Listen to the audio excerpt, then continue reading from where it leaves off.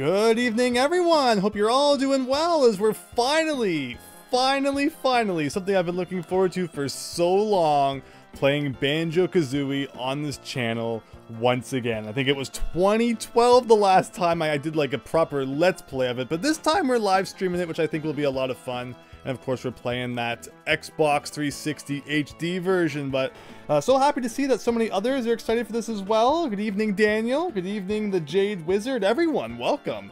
This is going to be huge.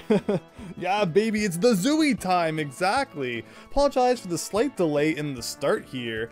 I haven't been able to connect to Xbox Live, which is so weird. I set this all up yesterday, tested all of it. The only other element I introduced today was the Ethernet switch, so that I can have one go to my laptop, because we've all seen what happens before when you try to stream over Wi-Fi, and then I have the other Ethernet cable going to the 360, which is like, there should be nothing wrong with that. My laptop is connected through to the Ethernet just fine, even though it passes through the Ethernet switch, but the 360 just does not want any part of that. And for a console that I always associate so much with like online connectivity, we've had nothing but trouble getting this thing hooked up to the internet. It doesn't like you know, hooking up to modern Wi-Fi. It doesn't want to hook up if you plug it in through the Ethernet switch. It's just like, ugh, it hates everything about the internet apparently. So hopefully maybe you know, for the next part I'll have that worked out so we can see some more of the online functionality. But hopefully you know, it will still be okay. I think we'll still be able to get everything we want to out of playing Banjo-Kazooie in HD. But Louie, welcome. Hope you're having a nice night. Daniel. So yeah, not like the paid version. That's like Xbox Gold or whatever. The Xbox Live is just what they call like being connected online with other people. I don't have a paid subscription or such. Just the money that you saw me spend in that video I uploaded recently, where I did a full tour of the Xbox Live Arcade Marketplace. Really happy to see so many people enjoyed that, so thanks if you were one of the people who checked that out. You'll also notice I spent a little bit of extra money here. I kind of broke the bank a bit. I spent a whole $3 for the Banjo-Kazooie theme, which seems to have just been like a background image. So was it worth $3? And then I spent $1 on the Avatar Pack 1 and $1 on the Banjo-Kazooie Avatar Pack 2. So you can see at the top right up there we now have a Banjo-Kazooie themed avatar. So I spent the whole $5 on all of this digital Banjo-Kazooie swag. So you know, was it money well spent? I'll let you decide. But True Seed, please play the new. I'm not aware of what that is. True Seed. I'll have to look into it. Thank you. Yeah, Golden Live's confusing. Yeah, overall, I try my best to understand the whole Xbox ecosystem. Like, you know, there's like the modern consoles and stuff. It's all way above my head. It just blows right over my head. I have no idea what's going on with Xbox these days. But, again, I always mention I did grow up with the 360, playing it at friends' houses and such, although I didn't own the console until a bit later. So I'm still kind of working my way through that. But what I do know is that on here, we should be able to find ye old Banjo-Kazooie. And yeah, because we're not connected online, it won't even show like a freaking image of it there. Why must Xbox be so difficult? But okay, without further ado, I think we've looked enough at menus here. Assuming everyone is settled in. Max Howard, welcome. Hope you're doing well. Hope you're ready for some Banjo-Kazooie tonight. Oh, I know what Moomin is. I know what Moomin is. Oh, so is Snuffkin related to Moomin? We'll see. Now you're getting a little bit out of hand there. All right, here we go. It better work, even though we're not connected to Xbox Live, or else I will throw this 360 out the window. Remember those videos people used to make of, like, smashmywii.com, and it would just be some guy who, like, lined up on launch day for the Wii or the Xbox 360, and he'd start hitting it with a sledgehammer in front of the line, where, like, everyone else was crying because they didn't get there in time to get theirs. Do people do that anymore? Hopefully not. But yeah, this is Banjo-Kazooie as you know it from the 64, but now in widescreen HD on the 360. Even got the whole intro sequence here that I probably haven't watched. So, you know, since the last time I Let's Played this, so again, over 10 years ago. We'll leave it in just for fun. Might as well get copyright claimed, because why not? Again, thank goodness I unmuted the mic. It's, in my nightmares, I like start streaming it and realize I didn't unmute. But hello everyone, remember Boogie would smash his Xbox because it was crapping out. I went to a friend's birthday party once and they had this great idea where we're going to have an Xbox 360 Halo 3 LAN party. And And so we had like a whole bunch of different TVs set up. There was only like one HD TV at the time, one HD widescreen, and the rest of them were like, you know, CRT televisions. And you know what it's like trying to play an HD console on a CRT. It doesn't work out so well. Oh yeah, look, it's got the Microsoft instead of Nintendo on the front of the xylophone there. Interesting. And we were like a good couple hours into this LAN party where it was like first to 100 kills. Look at how nice and HD that title is. I love it. And someone had the genius idea of trying to place like a glass of pop or juice or something on top of someone's head, and they let go of it. So naturally the person moved their head, the glass fell, landed on top of one of the Xbox 360s, and that wasn't what did it in.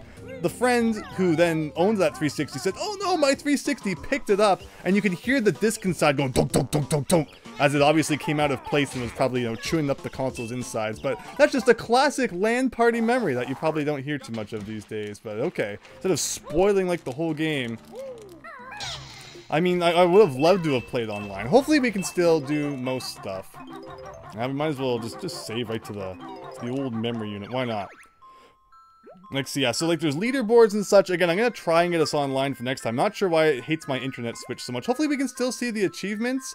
Yeah, this is what we're here for. Get jiggy. It doesn't matter which two, just successfully collect 2 jiggies. Like, that's such an arbitrary achievement. Hopefully the volume levels are okay. Let me know if anything needs to be edited at all. No, so Max Howard, we've gone over this. It's just like the Wii U, you know, there's like the whole 5G gigahertz thing going on now, and older consoles don't know how to connect to that. But I was even smart, and I have an Ethernet switch, so I can, you know, get my one Ethernet cable to my room, and then split that multiple ways. And one of them is plugged into my laptop, which is working just fine, but the one that I split into the 360 just refuses to work. So, you know, 360 just hates being on the internet, apparently. Get yourself transformed by Mumbo Jumbo for the first time. These are all like the easiest achievements ever. Come out on top in a dust up with Nipper the Crab. Like these are all so arbitrary. Okay, Clanker. We're getting into like level specific one now, I guess. Ooh, 30. Okay, that could be tough without the shoes. Discover and master all of Banjo's moves. Okay, like that's worthy of an actual achievement, not like collecting 2 freaking jiggies. Collect 24. Okay, because yeah, the last 6 actually don't do anything, so it's cool that they kind of gave them an extra use there. Furnace Fun Quiz Show, and win the Star Prize. Is there like multiple prizes in this version? Fear the Ginjonator. Aha, okay, that sounds like an endgame thing. Oh, yeah, okay, we got those. So yeah, we have to do a lot of the extra stuff, it seems. Pumping the Grunty's Disown Spellbook 3 times. 900 musical notes. Alright, okay, so I'm happy to see that the achievements are actually, you know, things we might have to work for a little bit. There's so many games, maybe not so much when achievements were new, but especially now when games come out, they just kind of throw some random stuff into the achievements and don't put much thought into it, but okay. But alright, if we play game... Looks like we still get to choose from 3 different files here, but there's no way he's playing a Game Boy on number 3. Remember, we're on the Xbox now. So what do you think they replaced that with? I think it's like Banjo using the Zune or something. Does anyone remember that thing? Growing up, I knew exactly one person who owned a Zune. And yeah, I don't think that was very long-lived. Christian, welcome! Hope you're having a great night. Thanks for stopping by. It's so lame how PSP does not work with modern Wi-Fi. Yeah, the DS is like that. Oh, it's such a pain when consoles don't work with the Wi-Fi anymore. Again, because I finally got that new router. Remember, we kept having disconnections and all that. So I thought I was doing a good thing by getting a new router, and now it doesn't work with like half my consoles. Not only does it need... But okie dokie. So what's he gonna be? Oh, he's still playing the Game Boy, even on Xbox. That's funny. I'm sure they would have changed that. But you know me, I gotta do file number 1. So here we go. Finally playing, oh, we got like the autosave going on. Again, hopefully, you know, not being online won't cause any issues. But regardless, we're playing the game, and that's what matters most to me. It's old Gruntilda. Sculpted her face on Mount Rushmore there. Yeah, so it's been a little while. I've beaten Banjo-Kazooie 1 many times. We're gonna be playing 2 after this, and that's the one that scares me a little bit because I've beat it a little bit less. But wow, look at those! You know, the text is so nice and clear, Everything's looking great. I love that it's widescreen.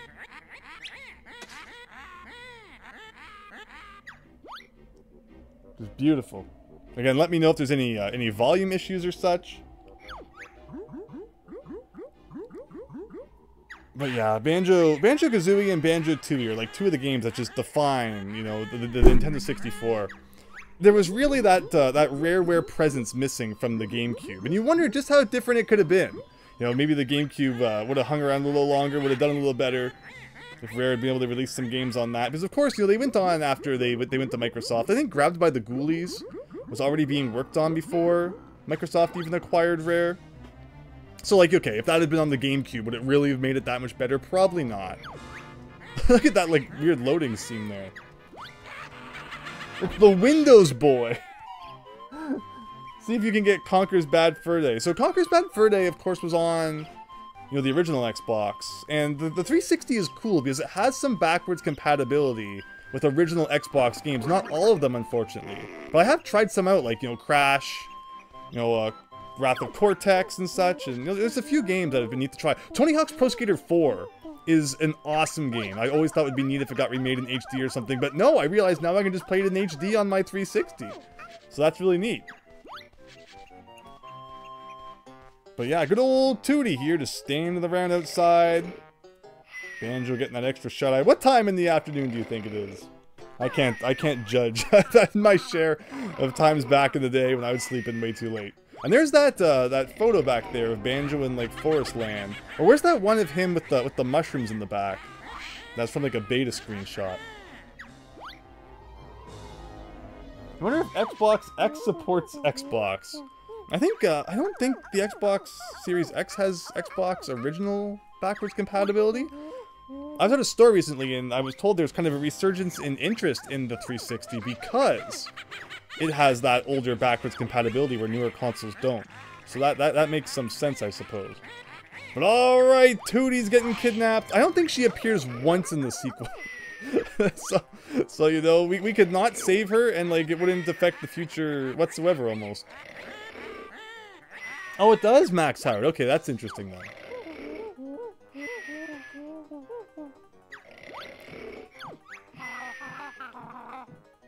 So I'm really curious how the controls are going to work. Again, the 360 controller, not one I've used much, plus we're going to have to somehow relearn, you know, what everything's been remapped to, which is going to be a lot of fun, no doubt.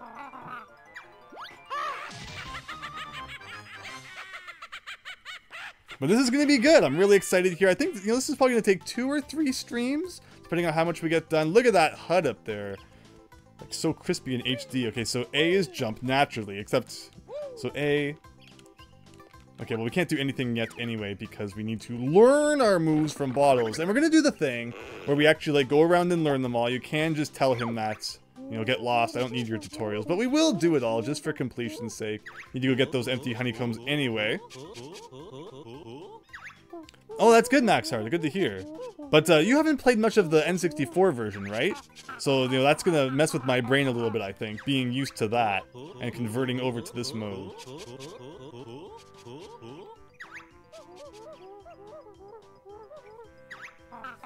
I think most of us know the story to Banjo-Kazooie, though.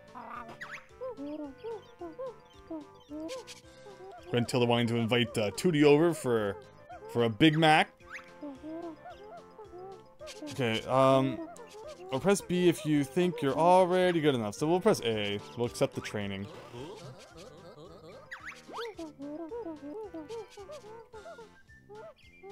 We gotta go find those molehills and press X. Okay, so X is the new B, which makes sense because, you know, B button's normally left of the A button. In this case, on the 360 controller, it's right of it, so they make X the kind of attack button instead. Fair enough. This is where we learn about the camera. Very exciting. Hello again. Let's start with the camera controls. We're on the right stick. So again, you know, they had to go in here and actually edit some of the text to match the 360, which is funny. So bumper to move the camera. So like there's the bumper and then there's the trigger. That's how the 360 controller works. So left bumper. Yeah, so pressing left bumper just puts it behind you, which is nice. I think in the 64 version, it's like holding L and R, sorry, Z and R at the same time does that, but now they've just mapped it to left, which is nice. Okay, it's actually the right bumper as well. Oh, the trigger. Okay, both triggers act as Z on the 64 controller. Interesting. And we can, of course, use the right stick to do some camera shenanigans. Gotcha, gotcha. What should we do? Like a counter or a clockwise sort of deal here? Why not? You don't know the story, says Daniel. Yeah, Tootie's been kidnapped and you gotta go rescue her from the evil Gruntilda. The bottle here just teaches you a bunch of moves, but not all of them at once. He makes you go hunt out for some of them for some reason. You know, the classic, the video game conundrum. Where it's like, you know, you're trying to save the world, but people will still charge you ridiculous amounts of money for armor and stuff. We got the good old float in the air.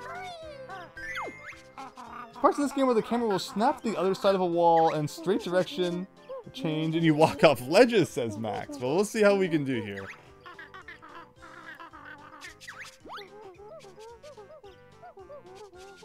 And the good old backflip. Classic.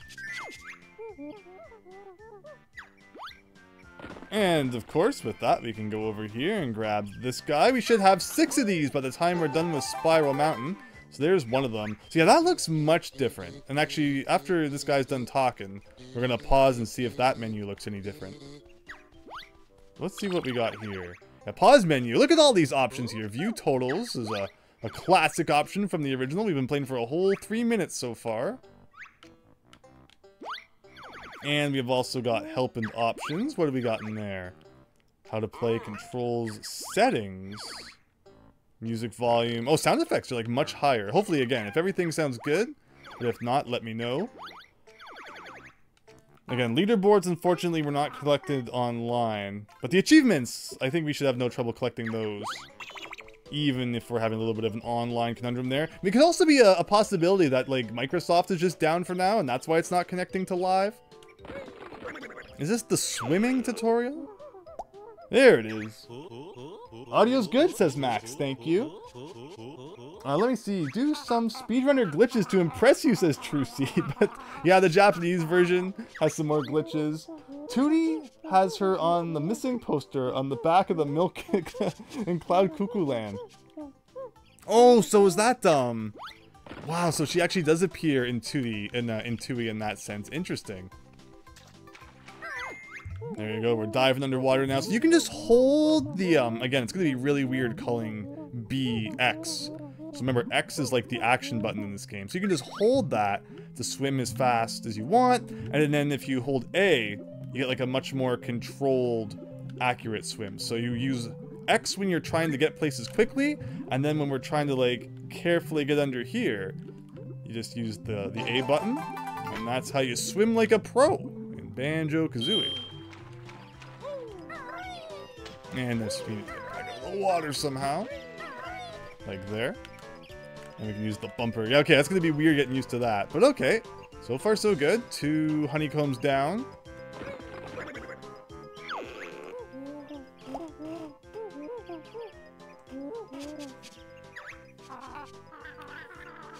And in this one, we're learning some basic attacks. So X for... Wait, so, right or left trigger, and then, yeah. This is an attack that, like, it's really easy to forget exists on your first playthrough, because you learn it here, and there's just, like, a few places in the game where it's kind of required, and then otherwise, you're probably not going to use this much compared to the other things at your disposal. But in this case, you gotta do it to get that, so that's a 3rd one. Where's number 4? Yeah, we kind of missed the one by the waterfall, so I guess we'll have to go back to that. But here's number 5. Sorry, number 4.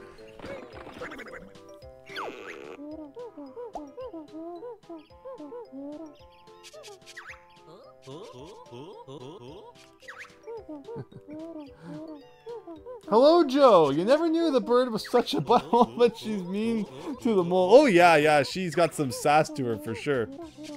And most people probably skip these tutorials. I just decided to keep them in. They're not that big of a deal. Right now we gotta go fight a whole bunch of vegetables. No one likes vegetables, so let's go beat this guy up.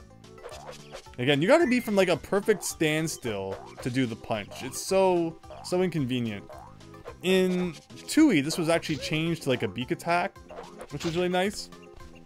Yeah, the punch is next to useless in this game.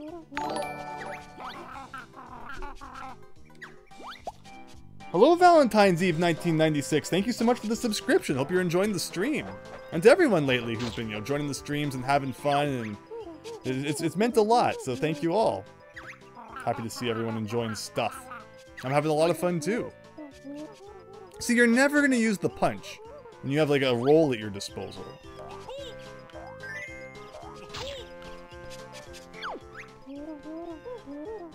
Let's see what happens if we're in the hole when it comes out. Nothing. And again, you can't even like get hurt by these guys. Oh no, you're very welcome, Joe. Kazooie Banjo Reel, why is Bunny welcome? Hope you're having a nice night. Now see, this is the attack you're probably going to use on most stuff. Again, this is the kind of thing that you do when you just press B without moving in the second game, but kind of an air thing in this game. And again, you always got to use it twice. It's like, it's not that hard. And this is the thing. And the last two should be... Actually, I don't think there's anything to learn for the waterfall one. But there is one more thing we need to learn, and that is how to climb trees, apparently. Also, now that we've done that, all of the enemies get unleashed. Can they hurt us now? Hey, you can't even climb a tree yet. Oh, wow, so these ones do hurt you. Well, there's our first damage of the game. No damage, run, ruin. I don't know if I've ever actually touched one of them before, so it was kind of curious to see what would happen. Yeah, this is the swimming one again.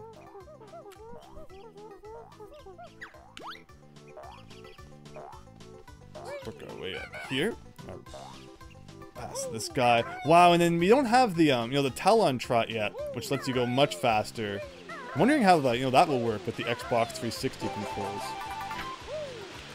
Oh, big jump into there. There we go. So yeah, Banjo-Kazooie the first has extra lives, and if you lose too many of them, you game over. Although it doesn't really matter, because dying sends you back to the beginning of the level anyway. So game overing just sends you back to the title screen and makes you walk back to the level where you were, without really any punishment. If only they could have put all this charisma and charm into DK64. No memory upgrade was needed for this. No expansion pass needed for Banjo-Kazooie. Remember, we are playing on the 360 today, though, but talking about the 64 version. Yeah, Donkey Kong 64 is interesting. I don't have as much of an issue with it as some people do, but I also don't blame people who aren't its biggest fan. All right, now it's the difficulty of remembering which tree has the honeycomb in it, and I think it's one that's in the grass. I'm probably taking the long way around. But, we're going to take the scenic route, because why not? Yeah, we really are taking the long... Yeah, see that one that's all surrounded by grass over there? I think that's how you know which one has the honeycomb up it. And with that, we'll be done Spiral Mountain. I'm ready to proceed on with the actual game. There we go.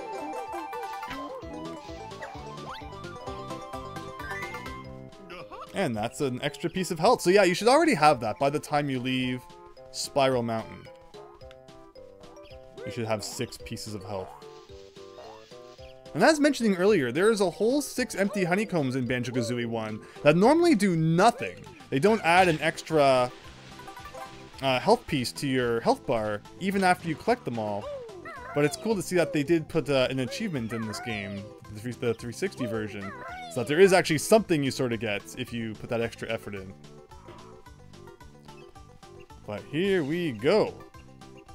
So yeah, when I talk about, achievements sometimes just feeling tacked on to the end, one game that really came to mind recently was the Mega Man Battle Network Legacy Collection. I'm playing that on the Switch, so it's not like there's gamer score or trophies or anything involved anyway. But anyone who knows the Mega Man Battle Network games will know just how much post-game there is, just how much collecting there is to do. There's so many cool little things you can achieve in those games, and yet the achievements don't in any way reflect any of that. It's like someone who had never even played the games before came up with some of the most arbitrary things they could find to to add as achievements in there. Sure, there's ones like, beat the game and stuff, but there's just so many more cool things they could have added. And it's a really missed opportunity, unfortunately. But Raynok, welcome! DK64 is greater than Mario 64. I personally really enjoy DK64. I think Mario 64 and DK64, it's hard to compare them both directly. You know, one's a much different beast than the other. But I'm not against let's playing DK64 in the future. Should people like the idea of more Rareware Thursday after we're done with all this other Rareware stuff. But yeah, welcome, welcome.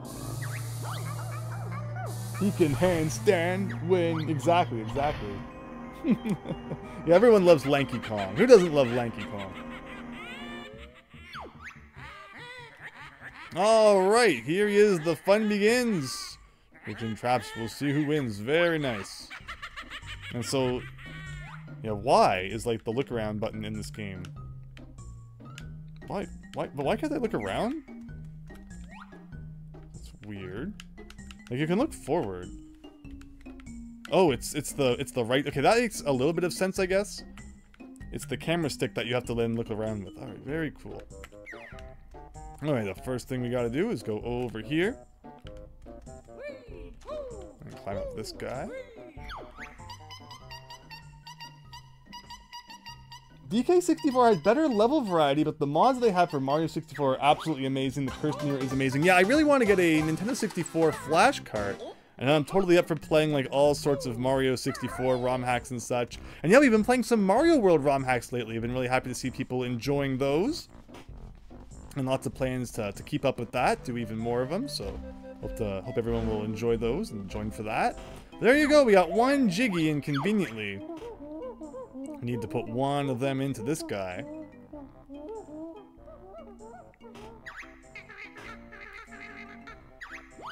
So one really cool thing about Banjo-Kazooie is that, like, it doesn't seem like it at first, but you really have to collect a lot of the Jiggies to beat the game. Like, what is it in Mario 64? Do you need 70 stars to beat it out of 120? Where in this game, you need like 90 of the Jiggies if you're gonna actually get to the end.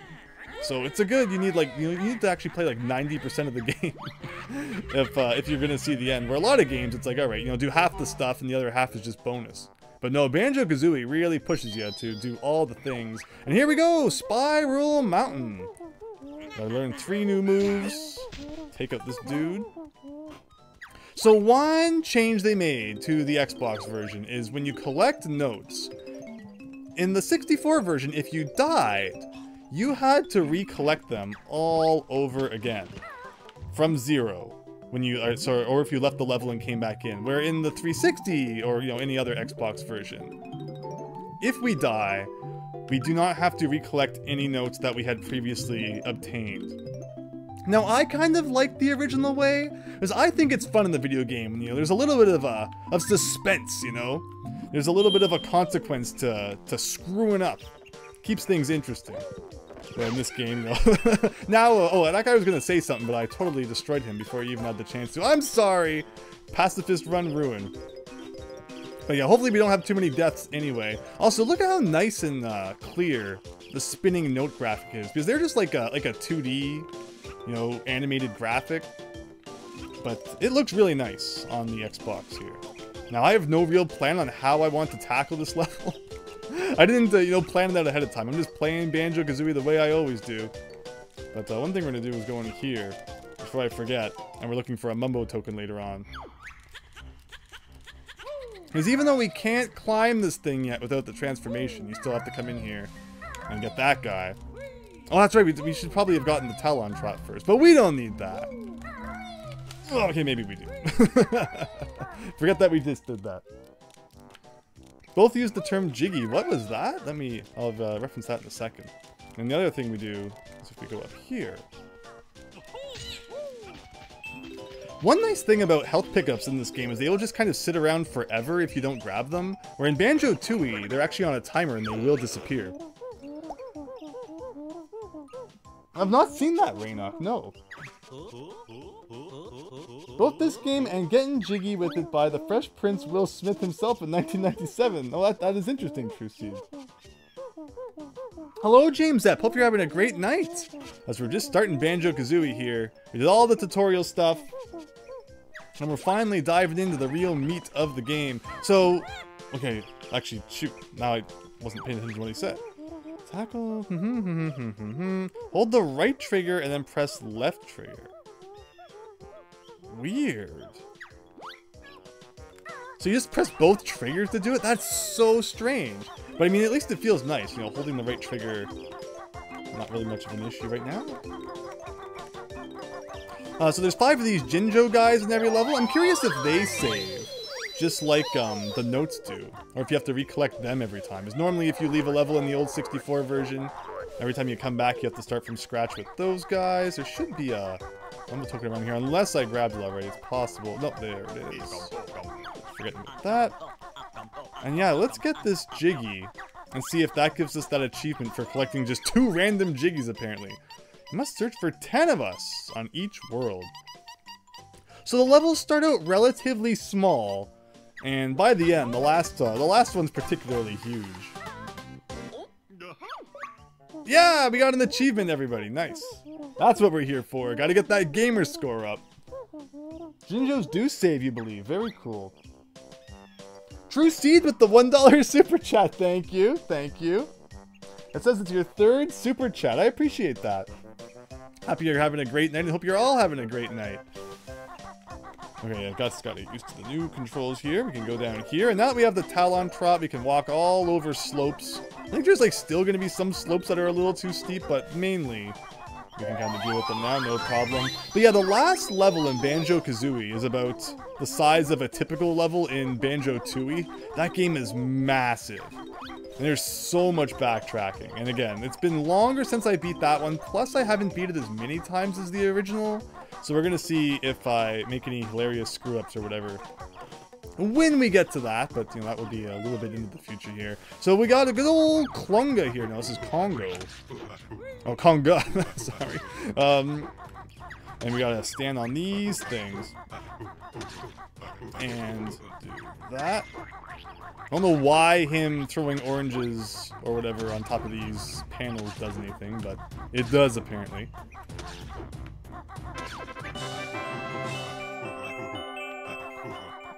And there we go.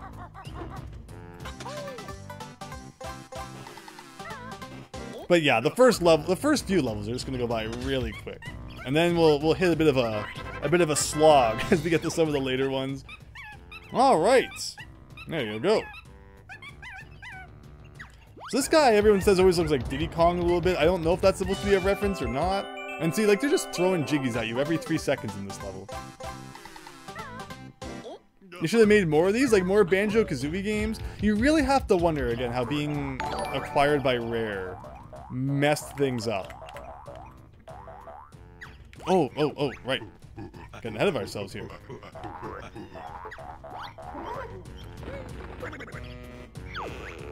Konga the Lost Donkey Kong. The ancient ways of the egg. How is this gonna work? Probably just, you know, Y. Hold the trigger and press Y or something. Okay, like, fair enough. So yeah, so far I really like the way that they've adapted the controls to the Xbox controller. It's been pretty good. I forget, I haven't played much of Banjo-Kazooie on the Nintendo Switch Online. Again, it's always funny to see the, you know, Rare games now, Rareware games on Nintendo console again. But yeah, they got Banjo-Kazooie on there. I'm not sure what they did for the controls in that one. Because of course that version hasn't been touched up like at all. No widescreen or anything, so this definitely seems like the superior version to play. I'm quite happy to be doing so. Hope you're all enjoying seeing it as well.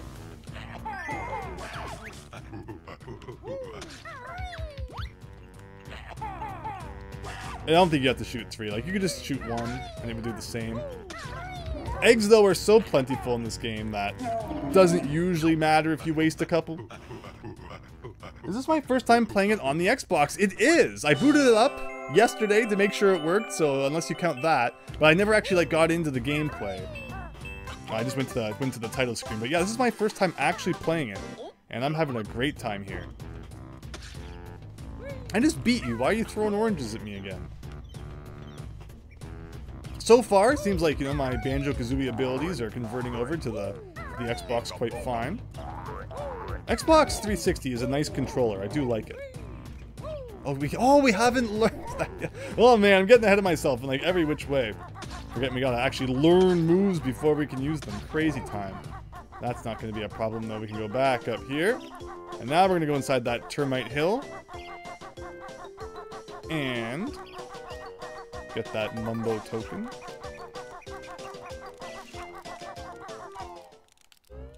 Ikambokum, right?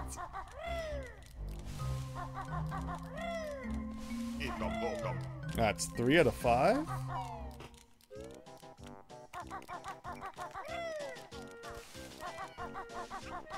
And then we gotta go up here. So here is a missable item. If you do something wrong here, you'll have to leave the level and come back before you can do it again. Also, where is the actual like move to learn? It's over here, right? Yeah, we might as well do this first.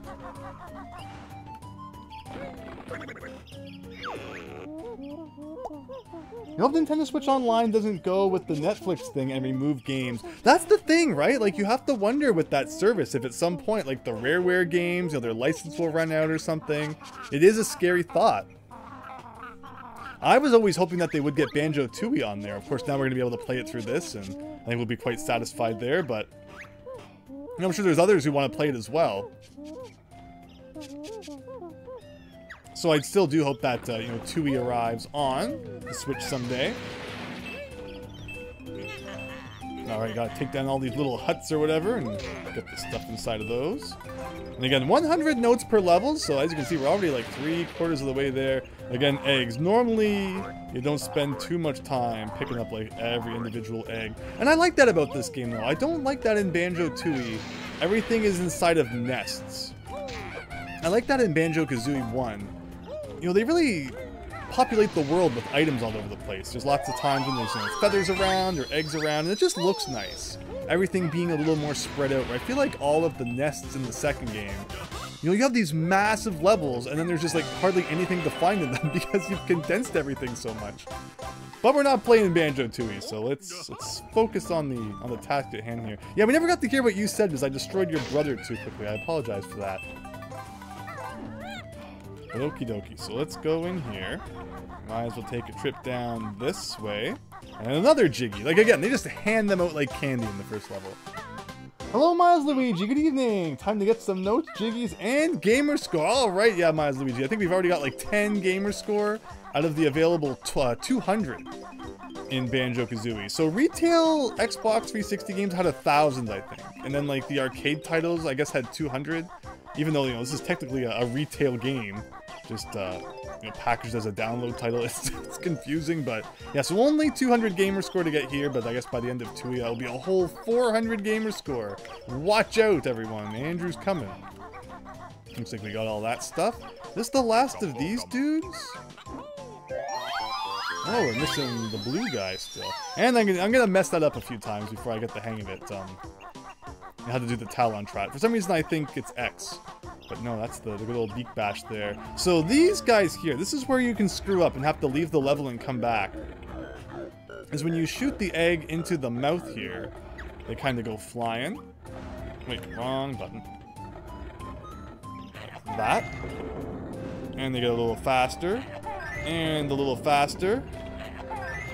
But now, we actually want to jump on top of this one, where if you get rid of this guy, you gotta leave and then come back to get that. But there you go. And that's another Jiggy.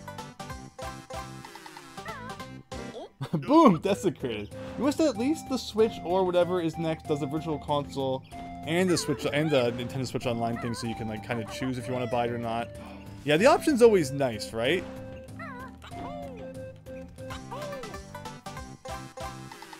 Alright, another Jiggy. So that leaves... Okay, we're missing the Jinjo one. Where did I miss the blue Jinjo? Oh, was he on like the island at the beginning? That'd be really random if like, that was the one that I forgot. I think I was so focused on like everything. I did forget that guy too. Okay, right, can we do like an epic jump where we land on him? Oh, we tried. Hello. Yeah, so collect 5 of those guys and you get a Jiggy.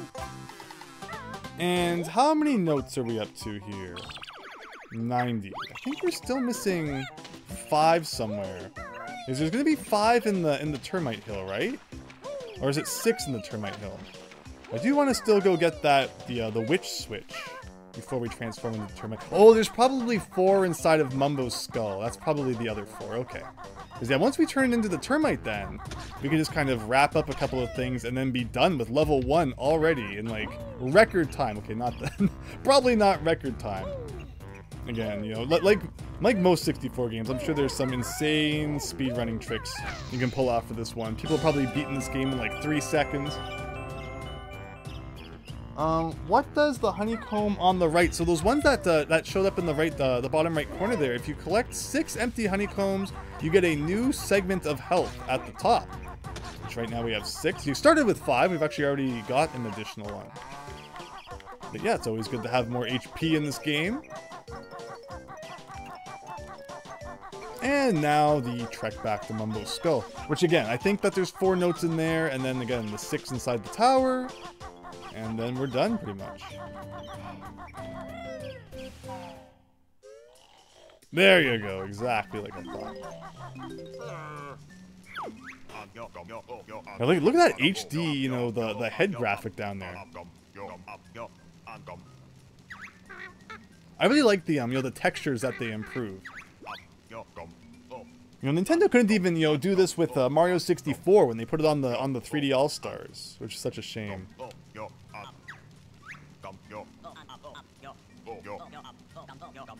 They did it with Sunshine though. They actually made Sunshine HD, widescreen, which was nice. I don't think there's anything above in this version. Okay, yeah, every Mumbo's house has something different going on. You can kind of collect, and again, you know, eggs are not going to be in short supply. But I guess we'll grab them anyway.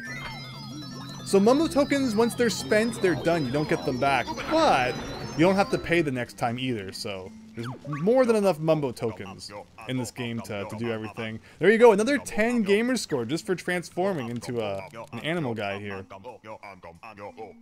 Cue summoning salt music. Banjo was beaten in 5 minutes using this glitch. Getting them jiggies, indeed we are. And again, I think that after we've done a couple of things here, we'll be on the road to 100%. Let's climb up this tower. So again, the reason you need the transform in this guy to do this is because, like I was mentioning, there are still some slopes that are too steep for the Talon Trot. Like this one was fine with the Talon Trot. This one was not. That one is way too steep. And there was a bit of a weird perspective thing there, so I totally botched that one. Just hug the wall probably is the trick. There we go. So yeah, you can't get up here unless you transform. I mean, there's probably some way. I'm sure there's like a video if you look. Some guy showing off how to do it. But I've never done it. We're playing this game by the book. Or not. If we have a chance to cheese something. In fact, there's at least a couple of points where we'll probably cheese something just for fun. But like, we'll still do it the legit way anyway. Because why not? But okay, so there you go. We use the termite to climb all the way to the top up here. We're gonna get this 1-up, even though we'll never need it. I wonder if 1-ups save in the 360 version. I think you always get set back to like 3 in the OG. And now normally when you get 10 jiggies in a level, they'll do like a dance, but they can't because we're in termite mode. But we have not actually found everything yet. One final item is in this little cubby hole right here. If the camera could turn, it'd be great. And here. And that is the second of 2 empty honeycombs. Every level having 2 of those defined. Now the final thing we need to do, and the reason we saved the termite for last, is because you can actually leave the level while you are transformed. And that usually relates to finding the jiggy that the witch switch makes appear. And in this case, we need the termite to climb up this kind of mountain thing and get this one up here. And that should be 100% of everything up to this point in the game. And smacking that guy in the face. Why not? So Mumbo is a wizard. Yeah, he's like a shaman wizard guy, yeah.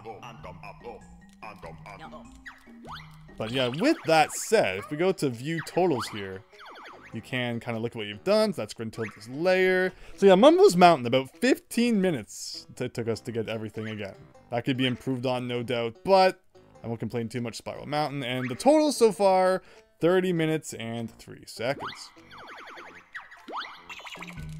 And yeah, it just plays great. It looks really nice. No complaints about this version of the game at all. Are you supposed to use the termite to get that honeycomb? I've been playing the game wrong.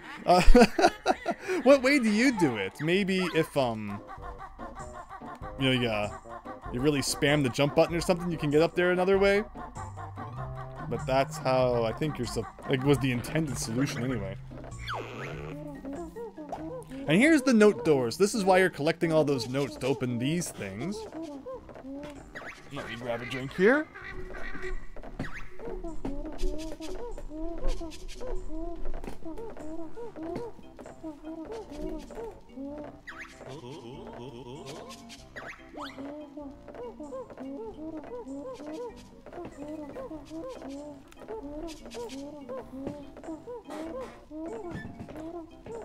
Trial and error talon trot. Interesting. I've never had success with that, so I think it's pretty cool if you've been able to pull that off. Oh no, sorry, I thought you meant the jiggy outside of the level. No, you can definitely use the talon trot or anything to get the empty honeycomb. I just use the termite. Is it just part of the route that I do? But yeah, sorry, I misunderstood. I thought you meant the honeycomb on top of the level entrance. That I would want to see someone use the talon trot to get. But no, you can get the empty honeycomb any way you like. Alright, here we go. Make sure you hug this wall and get a Mumbo token hidden back there. And these cauldron guys end up acting like warp points between different places around the layer once you've found two of the same color. But it always confused me as a kid because, like, there's a red one and then, like, a slightly purplish red one. And they kind of look the same. And here's Brentilda. And she gives us hints that we definitely won't want to pay attention to and use in the future. Honestly, I never usually do. I usually just kind of guess when it comes to the grunty questions, but we might as well talk to her here and there, I guess. Hello, Diego. Hope you're having a great night. Thanks for stopping by.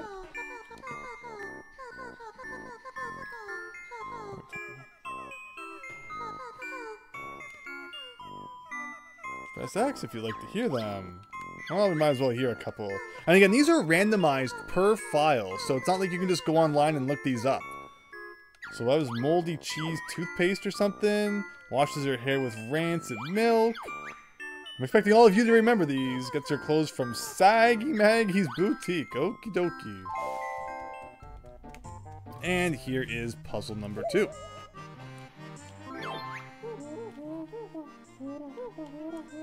So yeah, Treasure Trove Cove coming up next. So as I've mentioned previously, I believe that the stop and swap functionality is in this game.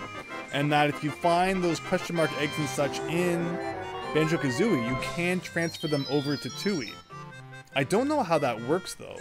Like, do I still need to enter those codes? Will those codes be given to me? Do I need to go to Cheat Code Central and download them? Or not download them and, you know, print them off?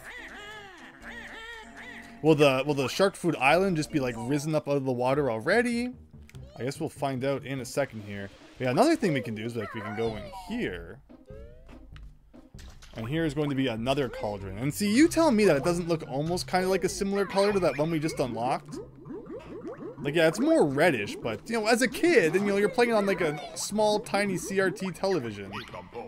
They don't look that different in color, so why they didn't, you know, make it a little more distinct, I'm not quite sure. I think there's a gold feather in here somewhere, not that we really need it. But we're gonna grab everything anyway. And I love the HD graphics everything has. HD textures, it's nice. Saggy Maggie, says Daniel. Yeah, there's some silly names for sure. What else can we do in here? So, show of hands, who's not too familiar with Banjo-Kazooie? Who am I showing this to for the first time? Who's played the HD version, or who's like me, and, you know, has only played the 64 version before?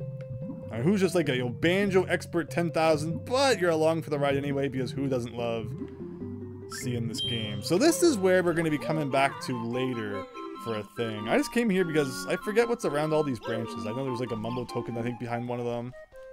As a kid, though, this really confused me. I did not understand what was going on here. And it does not become relevant until much later.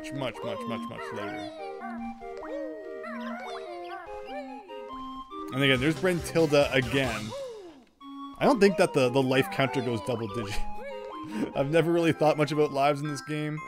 Do you want to hear what Brentilda has to say? Again, I never usually talk to her. Was hog breath at which school? Also, that freshly burst boils is her favorite smell. And the old hag's favorite color is ghastly gray. Now, see, we'll remember that one because it sounds like a Pokemon. You just went to a party and now your voice is literally dead? I hear you there. Hope you had fun though, Brady. Thanks for stopping by. And here we go to level 2. Just along for the ride. Even got every Jiggy and Nuts and Bolts DLC included. So yeah, we're gonna play Tooie after this. And I'm not against playing Nuts and Bolts after, which is a game I know next to nothing about. I have next to no experience with that game. So I would definitely be up for checking it out and sticking with it for as long as sanity ensues.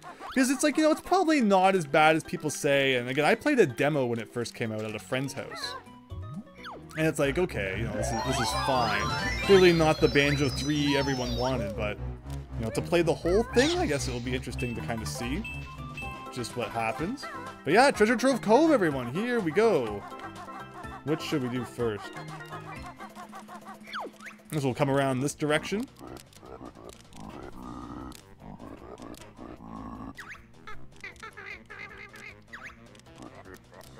So again, the levels are gonna gradually get bigger.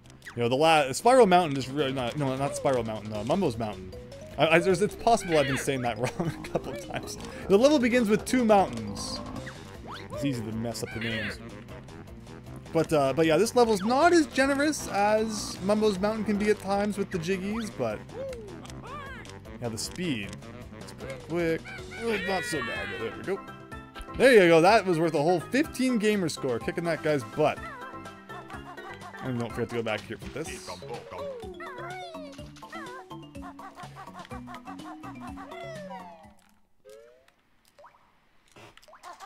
Maybe it's conspiracy, but you think you're gonna play anything else to avoid Silver Surfer at all costs. No, that game's coming up on the shelf, it really is. We'll probably play an NES game tomorrow night. Again, no promise on that. Always keep an eye on the Discord and such, where I like to keep everyone up to date on streams. But no, we're really getting into some good games on the NES. Games that start with the letter S have generally been a lot of fun so far. And I'm looking forward to sharing more of them with you all. Like, is Silver Surfer really going to be that bad compared to things I've played already? I mentioned in the past. I think I've beat 2 of the bosses in Silver Surfer. And there's 5 to choose from, right? And I assume there's probably like a 6th level after that.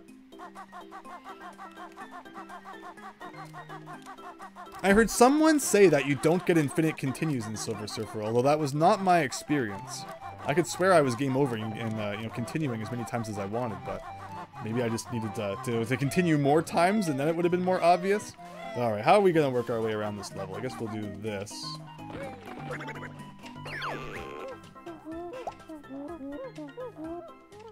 Shock Jump Spring. Here we go. So as a kid, and again, remember it was on the 64 with worse graphics and a smaller television, blurrier television. I did not understand that was supposed to be a foot on the pad.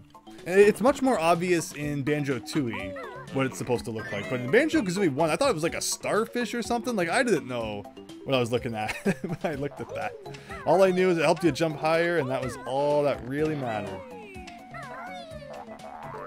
But okay, I guess we're doing this now. Again, I have no particular order. This is not going to be like, you know, the optimal speedrun routes, if that's what you're here for. I apologize. I kind of just collect what I see and then worry about the rest later. We got a ginger guy over there.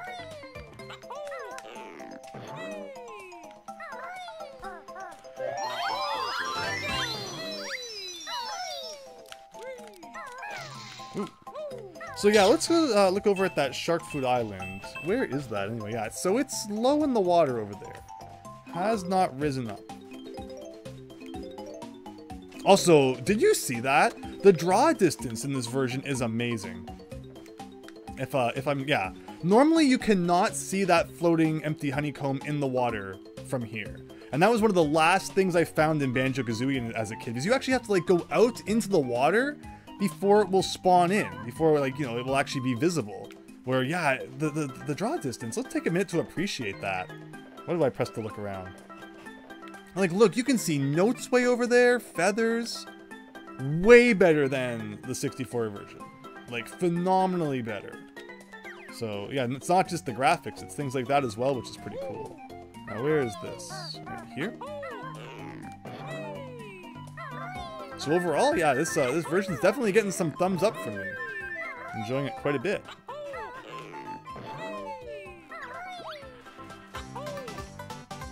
Did I beat Action 52? I played the games on Action 52 to the greatest extent that I could. Like, there's no way to actually beat, you know, the ooze, for example. It, like, glitches out after level 2 or whatever it was. So, Action 52 is a game that you can't really beat. And so it got, you know, an exception because of that, where I played it as much as I could, and then otherwise we kind of moved on from there. I do want to stream Action 52 at some point, though. I think Action 52 is a really funny game, and it'd be fun to experience more of that with all of you. See, there you go. That's number 1 in this level.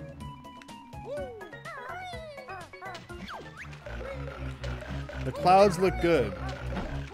Yeah, like everything is definitely, you know, a little bit clearer in this version. It's pretty nice.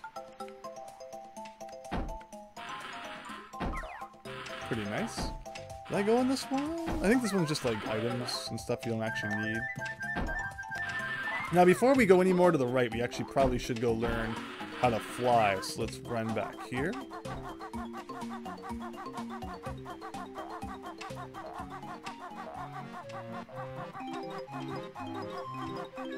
Talk to this guy.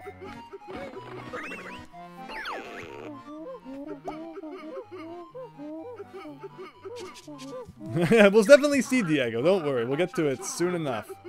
Lots of games that start with the letter S people want me to play. And, you know, Silver Surfer, Snake's Revenge, Snake Rattle and Roll. Lots of stuff coming up.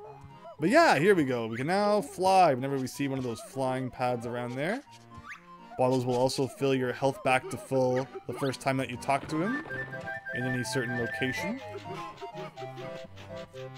Green ginger there. And we might as well do a thing like this here. So this Jiggy is really weird, where like when you collect it, Grunty makes like a comment. And that doesn't really happen like almost any other time. I wonder if it will still like come in after that. Yeah, there you go. It's just kind of loads in there.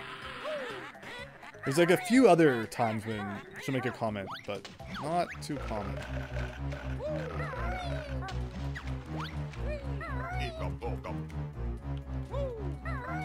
So this guy is defeatable.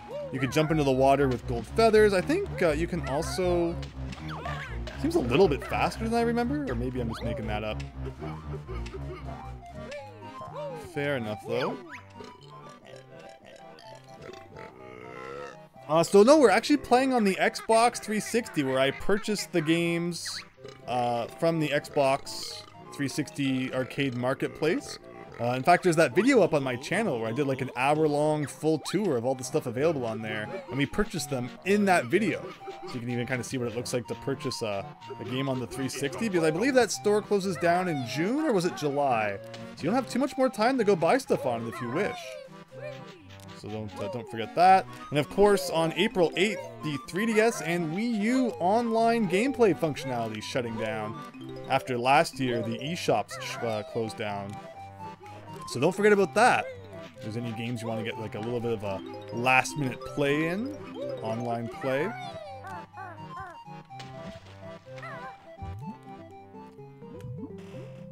Now, as a kid, this was always really rough. And again, the perspective doesn't help either, understanding exactly where you are. But the trick, again, to swimming in this game is understanding that A is when you're trying to be more accurate and precise, and then B, or X in this version, is when you're prioritizing speed. You do get that air meter on the left over there. Hopefully the chat's not covering it up too much. Let me know again if anything needs to be changed or if anything could be, you know, modified to improve your viewing experience. But even as we increase our health meter by collecting those empty honeycombs, the air meter never changes in this game. It always remains at 6 segments. So keep that in mind. Alright, so we have one, but we really don't need to like, give him one at a time. Let's get both first. You're surprised the 360 hasn't gotten red ringed yet. So that's something I always mention about the 360 is that the reason I didn't get one growing up, even though all of my friends had one, was because I was really worried about the red ring. And it was just something that I didn't feel any interest in having to deal with or even worry about. Like, how could I play the Xbox 360 and enjoy it if every time I turned it on I was afraid that, you know, if I play it for too long it's gonna red ring and I'm gonna have to send it in to Microsoft or whatever. So I just kind of kept holding off and holding off until the PS3 started coming around, and eventually I bought that, and then eventually all my friends ended up getting a PS3 as well. So yeah, I was kind of the pioneer in getting you know, joining the PS3 gang. Well, all of my friends who owned the 360 experienced at least one red ring, sometimes multiple, which required them to send their 360 into Microsoft, wait like a month, and then they'd get it back. And usually when they did that, they'd send back like a free month of Xbox Live Gold or something. But yeah, so all of my friends who had 360s were getting red rings. I was just like, I'm really not going to enjoy the 360 if I have to worry about that. And so I just never ended up getting one back then.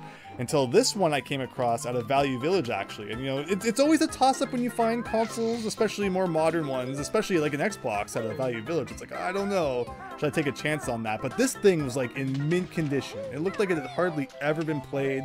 You'll usually find, you know, consoles like the vents are full of dust and gunk and stuff. It's just beautiful.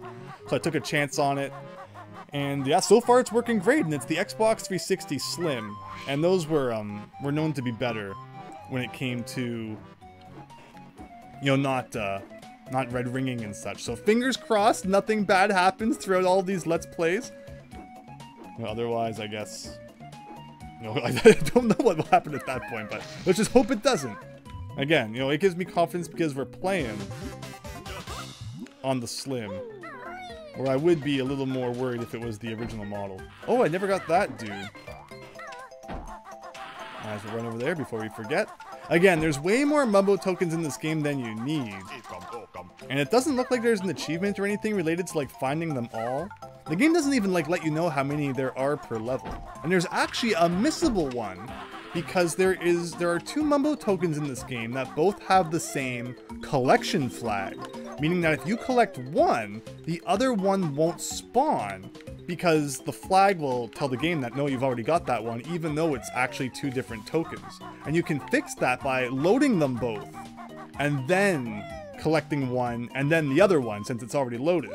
But like, most people don't realize that, so hopefully I even remember which those 2 are. And we'll see when we get there. But alright, we're on a treasure hunt now, everyone. Looking for the big red X's. And again, with the incredible draw distance, it's like, this is much simpler than it is on the 64.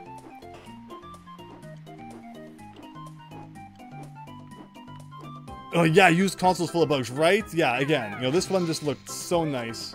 I was willing to take a chance on it. Hopefully we don't get like some cockroach or something crawling out of it. But you know, so far it's been great, so I'm not going to jinx it. Playing Sonic Generations, and honestly, you don't get the hype. Maybe it's because you've been playing Frontiers. So for me, I enjoyed Generations quite a bit. I think it's because there was just so much other problems with Sonic around that era, that Generations was like a really nice breath of fresh air. Like, what else did we have? We had Sonic Unleashed, you know, Sonic and the Secret Ring, Sonic and the Black Knight. So finally you get Generations, which is like a little bit of a nod back to, you know, more traditional 3D Sonic, which was good. But even going back myself, I'm not as hyped about Generations as I used to be. And I haven't really looked too much into that new one that they announced. Did I actually miss a note up here the first time? As it was fused with that honeycomb? That's funny. And the last one is down here. Ooh. Now this is one of those cases where, again, Like, you can't... Oh, you can use that attack. For some reason, I thought you had to use the... You know, like the beak buster thing like this. That's what I usually do. But you can't just roll into it, basically. As a kid, it really annoyed me. It's like, why won't it open? But you gotta use something with a little more force to it. But alright, we've done a good chunk of the level. We have a little bit more on the lower portion here. Actually, we haven't done the sand castle yet. We might as well test our spelling knowledge. And we have like this whole kind of network of bridges here, too, to go across. But yeah, we got a little leaky down here. Sonic and the Black Knight is honestly so underrated. And see, my problem was the Sonic Storybook series. I played... How do you shoot backwards? There we go.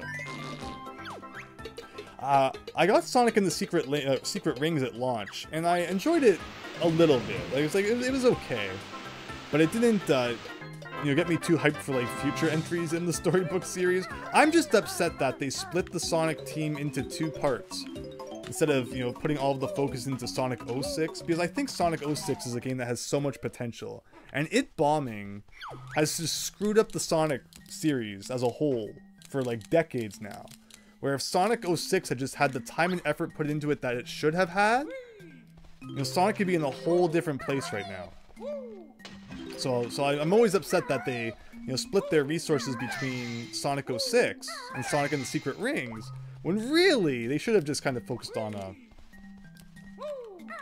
Sonic 06 and made that the best game they possibly could have. So we can all blame the Wii for killing Sonic. Banjo...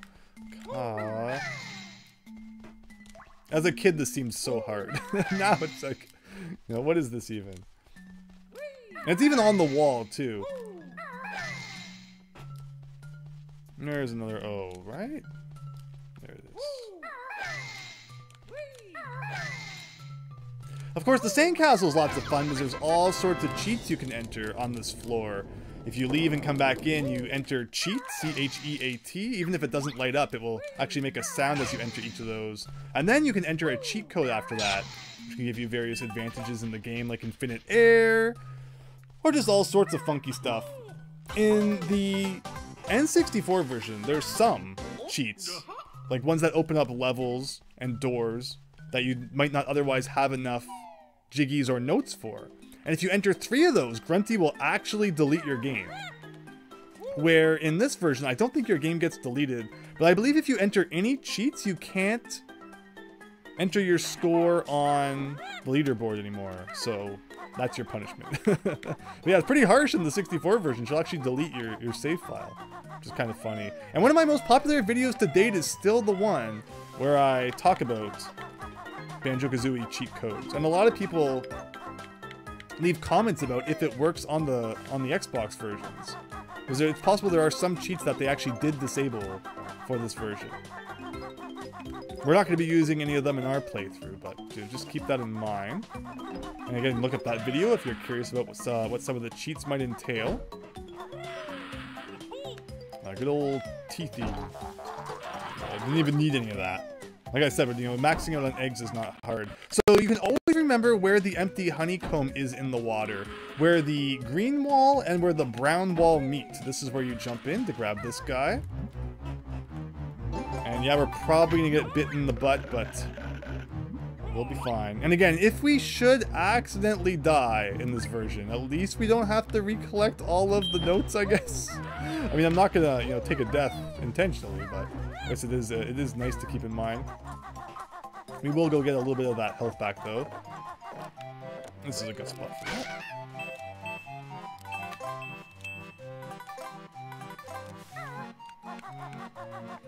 But yeah, even if you defeat Snacker, I think he like just respawns, so that's a really tough empty honeycomb to get without taking any damage. Sorry about the spelling errors. I mean, you're not wrong about Wii killing the Wii with Sonic Colors, trying to introduce 2D sections of the house started. Yeah, Sonic Colors wasn't bad. The remake was okay. I know it had its problems. I didn't think it was the worst, though. So this guy, kind of ignore him. Is this the one where there's anything at the bottom? Okay, there's at least this guy. That. So Mumbo does not appear in every level. And in fact, there's like a couple levels now where we won't be seeing him at all. But we can still get some Mumbo tokens to save up for later. Wonderful. Up to 80 notes there.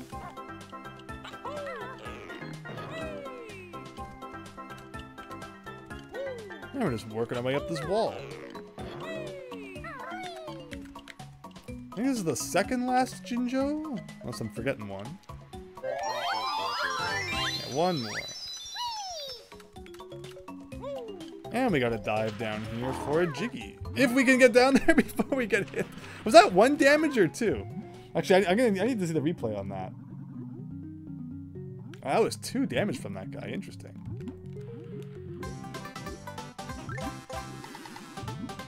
Unfortunately, it's not like Mario 64, where just, you know, surfacing on the water is enough to give your health back. Always seemed interesting at that game. You know, it used the same meter for health and for air.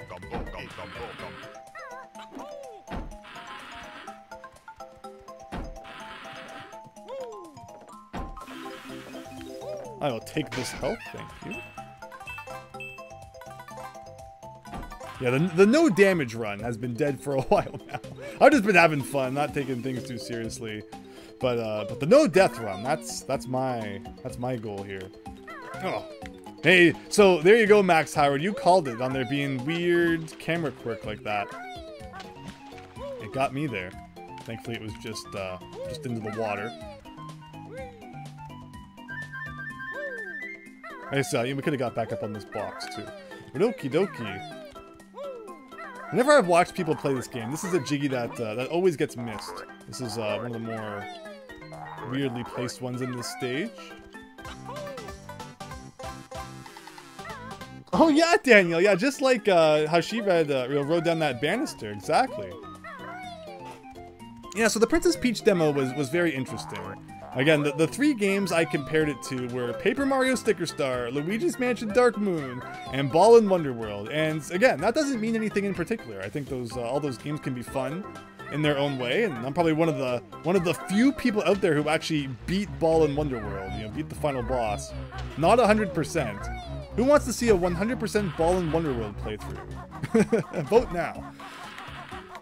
But it's not the worst game. But yeah, all those games contribute some way into how I feel about the Peach game. It was fine, but I'm definitely gonna wait to see what people have to say about it once it comes out. I'm very curious what people will think. But okay, here's the last Jinjo.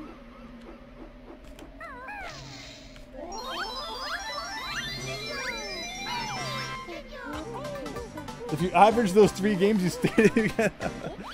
Oh, we just got an achievement. Oh, gamer picture unlocked. Why? I just spent all that money on, like, you know, the game picture packs. I was curious if we would get any, you know, avatars or whatever for just playing the game, but I have no idea why we just unlocked something, but apparently we did. Where are the last notes? I think they're at the top of the tower here. Here's the witch switch. Again, each level has 1 of these, which causes a Jiggy to spawn in the main overworld area. And that counts as a Jiggy for Frenzy's lair. Again, I think the last 5 are up here. Yes, they are. And there you go. Another level complete once we go up here. This should be the last one, unless I've made a horrible miscalculation. And there we go. Ball & Wonderland got Yuji Naka arrested. That was because he ended up doing like insider trading or something, right? But maybe it was secretly because they were just really mad at him for making Ball & Wonder World. But hello, Azul. Hope you're having a nice night.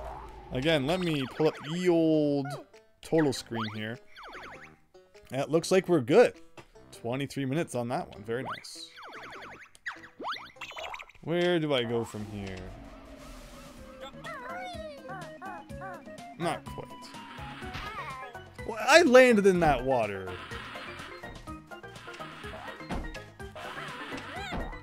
Still getting used to the controls. I don't know why my brain goes to pressing X. I think it's a Switch thing, because you know, X on the 360 controller is where Y is on the Switch can...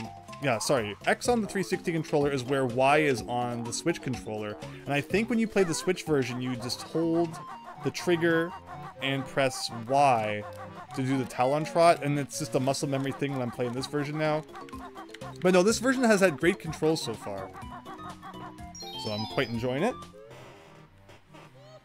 Ball in Underworld. Yeah, it's good.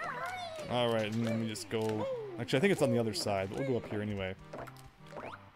Have you ever actually taken a chance to look around this room? Kind of a weird room.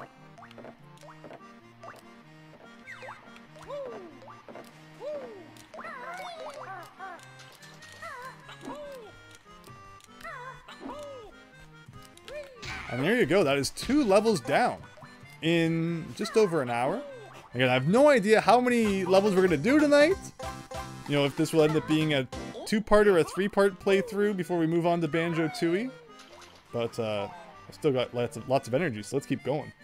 And again, thanks everyone who's been sticking around and having fun. Usually, Naka's greed got the best of him. Welcome joining me today, podcast. Hope you're having a great night or a great morning. Oh, Azul. Hope your stream went well. So next up is a very controversial level. Some people love it. Some people hate it. For the 3rd level, I'll admit it can be a little bit tough. Especially, you know, people don't tend to like swimming in video games, and this level is like one of the most intense swimming challenges you will ever encounter. And that's Clanker's good old Cavern. And yes, thankfully, we finally have now unlocked the ability to press the bumpers, or the triggers rather, to place all of the stuff in there. And there we go. Usually Naka is getting bullied in prison right now because of Ball in Wonderworld, right? I hope he's okay. But yeah.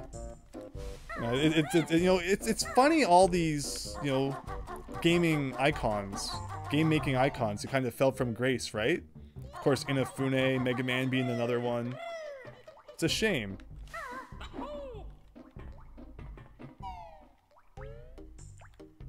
What's my opinion on Yooka-Laylee? I like Yooka-Laylee, and I really like Yooka-Laylee in the Impossible Lair. Maybe we'll bend the rules a bit, and we'll play those 2 as part of Rareware Thursday. Because technically, people who worked for Rareware worked on those games, so you know I can stick them in there and bend the rules a little bit, I think.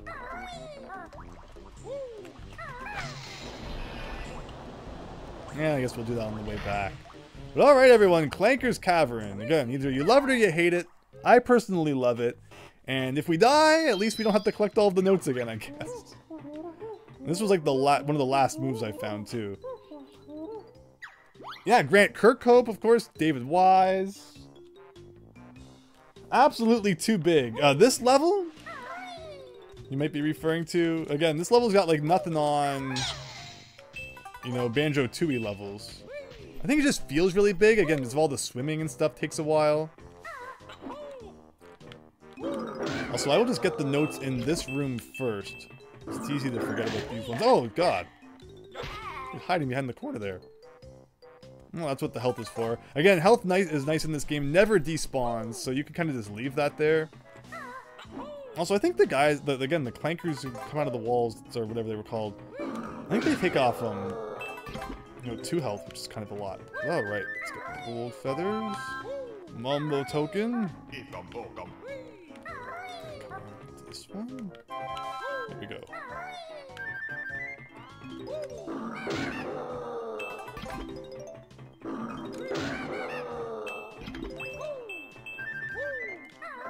And one of the gingers is up here, so you kind of got to do that. All right, I think pretty much completed this room then. We can move on to the main part of the level. So again, you know, swimming is a thing you really need to have down and pat for this level. Remembering to use A and B/X appropriately.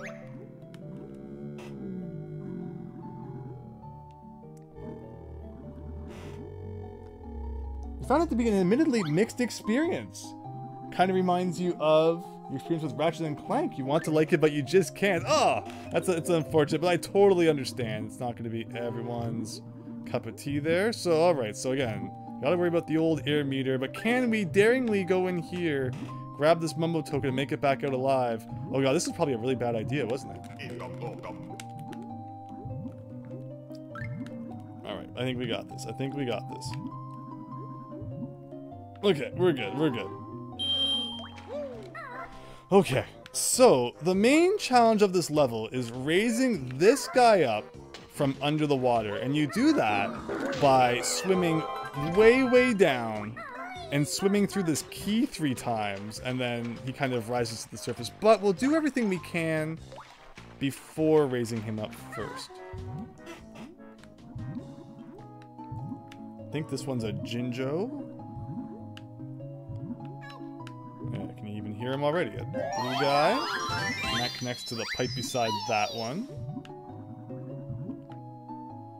Of course, there's one of these pipes that everyone dreads, and you have to do like this massive, long, snaking tunnel to get a Jiggy at the end. But that's not enough, because you then have to swim back without running out of air, and that throws a lot of people off. So we'll see if we can do that on our first try.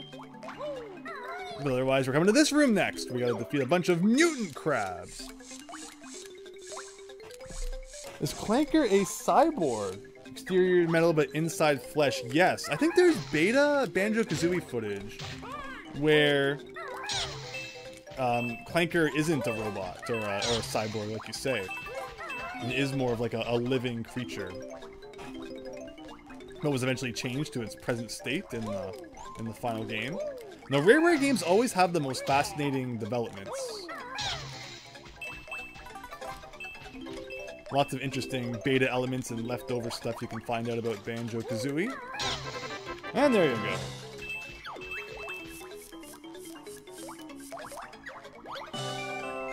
Clanker also isn't a shark, he's a whale. Says Azul. We gotta go up here and do it. And again, we're maxed out at 100 eggs. Eggs are never a problem in this game. There you go. First Jiggy in Clanker's Cavern.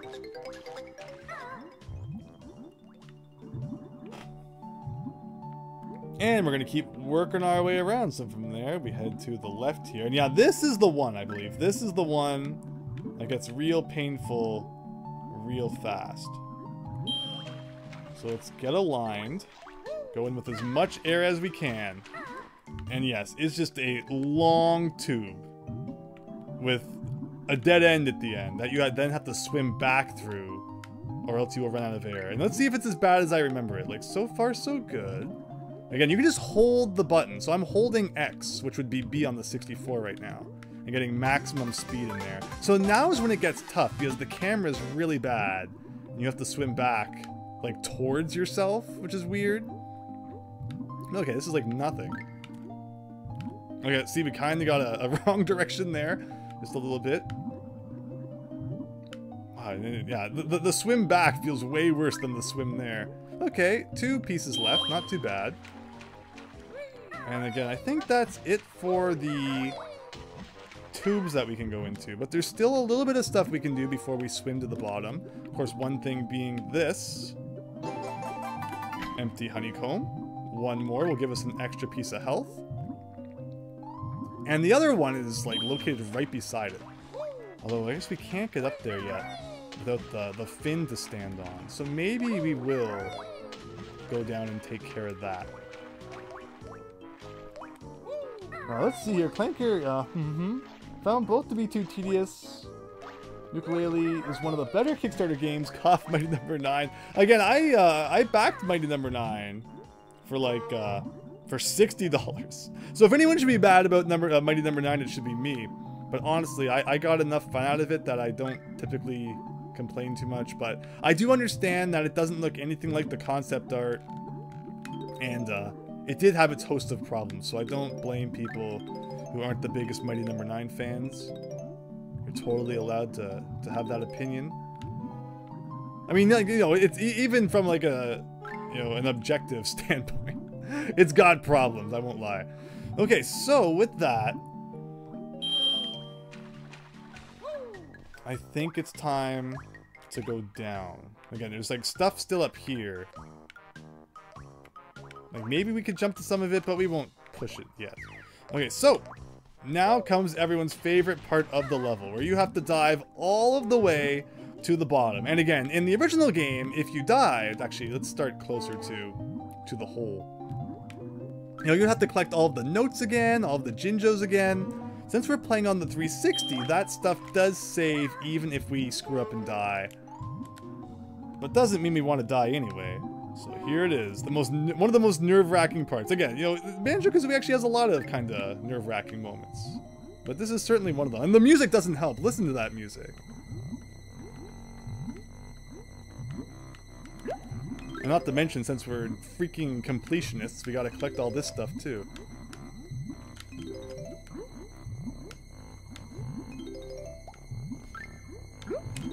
So this guy will release bubbles. And if you can grab those, they give you, I think, 2 air back per bubble. So not even like a full thing like Sonic would get. But the main reason we're here is to swim through this key 3 times. If that guy wants to release a bubble, I'd be very happy.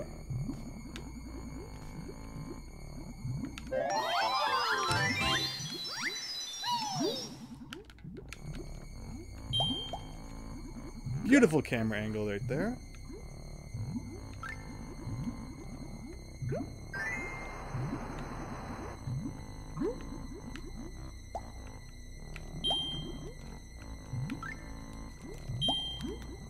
And hopefully that's enough to finish things up here.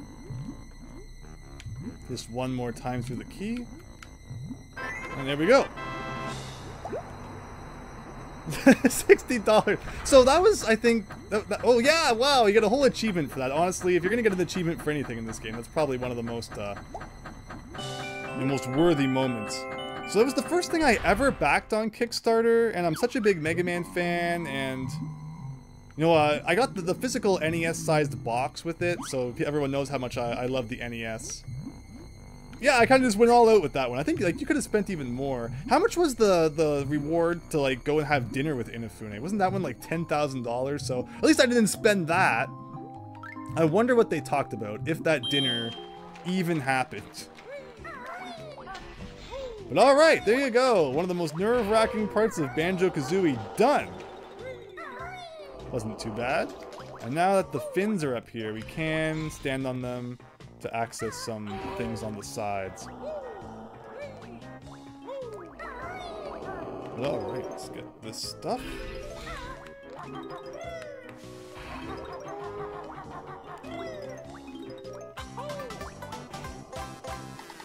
That empty honeycomb is so unfair, Azul. That one that's hidden underneath that pipe. I love it. I think it's so sneaky. Where is the depth on these things?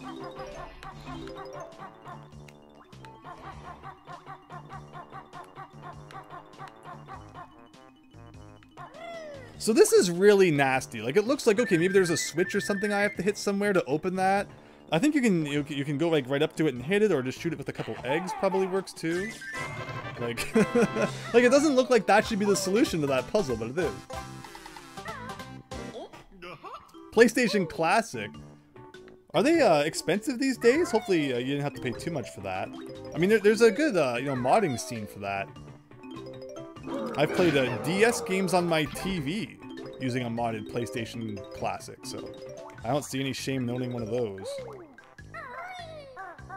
Alright, so making more progress, which is good. I want to go over here now. Go up on this platform.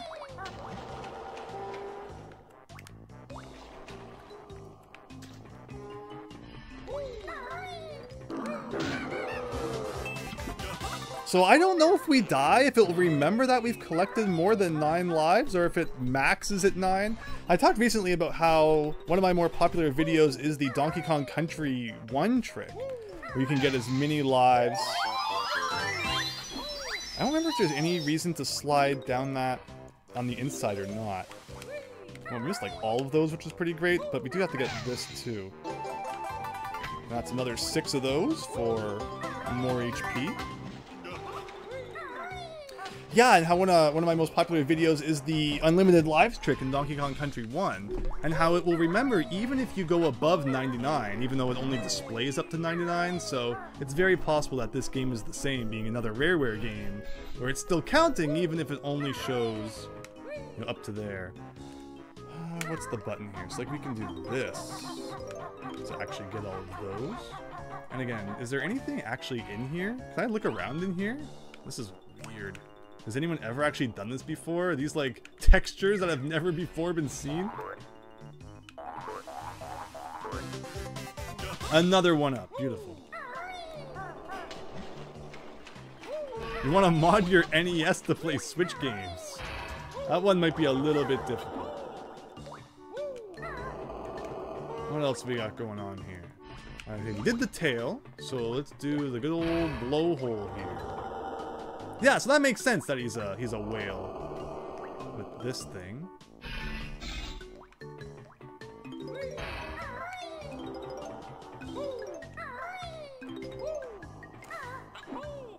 And that's another one. Banjo-Kazooie portrait looks like it has been AI upscaled in the 360 version, like at the top there. Yeah, I really like the HD textures, but I get that some of them look a little bit funny. Okay, what else we got going on? What did I even land on? Ow. So I think the one last thing we have to do before entering the belly of the beast is this over here.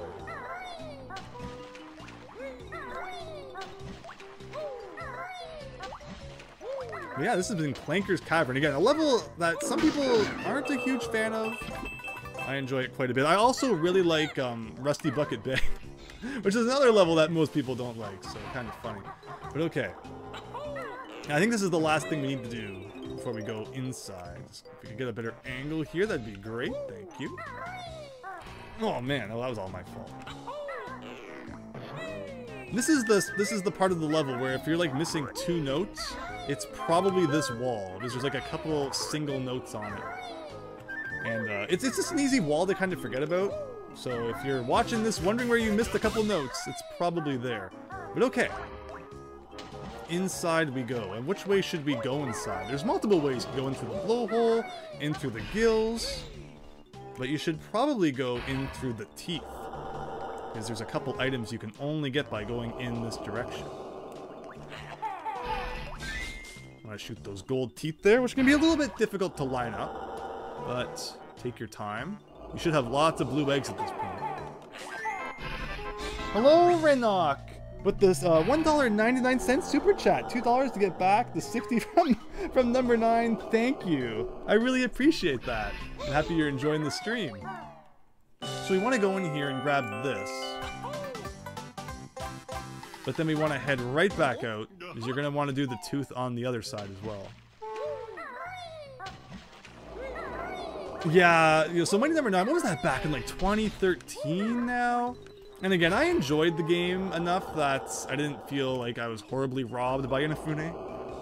But yeah, at the same time, it could have been better. And at least I wasn't one of those people who wanted to play it on the 3DS or the Vita, because those versions never even ended up coming out. I got it on the PS3, which was not a bad version to have it on. It ran pretty okay. I also have the Wii U version, which I think I heard was really bad in terms of crashing and stuff. Yeah, Jabu Jabu, there's a comparison for sure. But yeah, we're inside now, so let's do it. But the most difficult part of the level is definitely done. The most difficult part is certainly, you know, swimming down and unlocking that key. Where now it's mostly just kind of going through the paces here. Here we gotta go through some rings, Superman 64 style.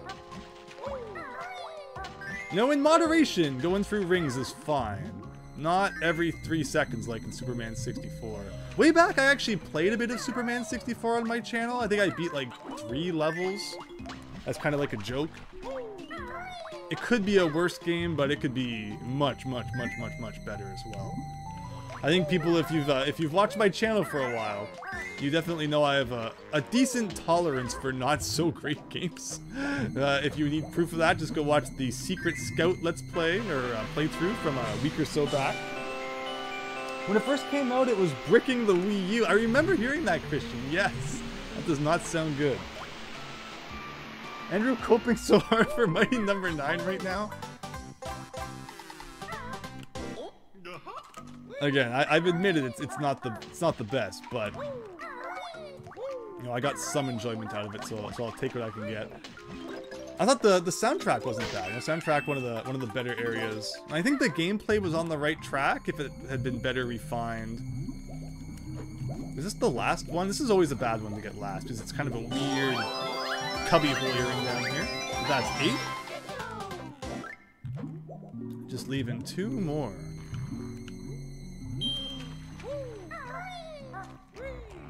Don't forget about the gills on the other side.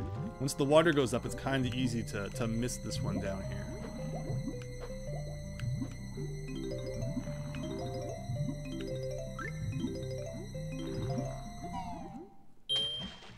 The AVGN ruined Superman 64. He did eventually review it, right? I forget exactly what he did that would ruin it. But I know that sometimes, you know, once a reviewer looks at something, you know, the price skyrockets and everything else usually goes downhill with it. But okay, into the blowhole now, leading us to this room. Hitting that switch, bringing those eyes up. And just gotta kind of do a thing with these. It's fun to kind of try and just run at it, but it doesn't always work so well. A little bit of a lag there. And that's 9 out of 10.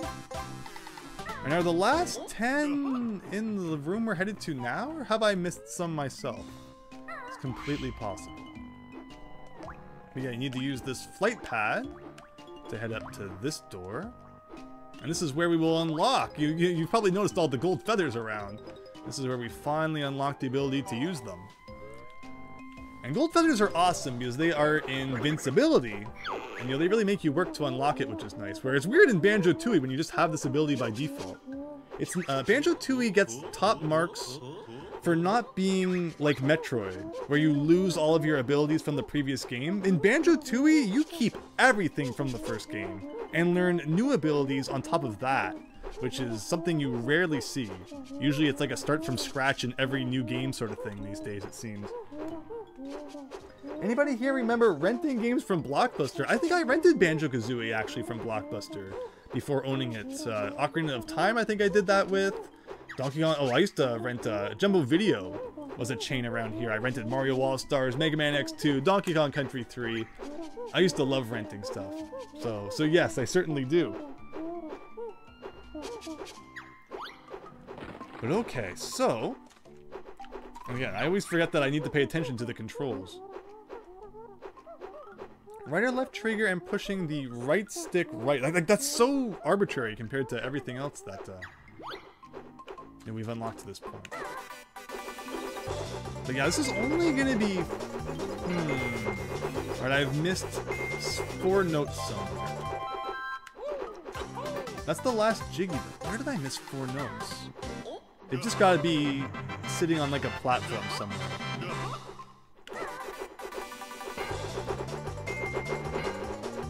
Again, this level's got all sorts of kind of weird alcoves and cubby holes.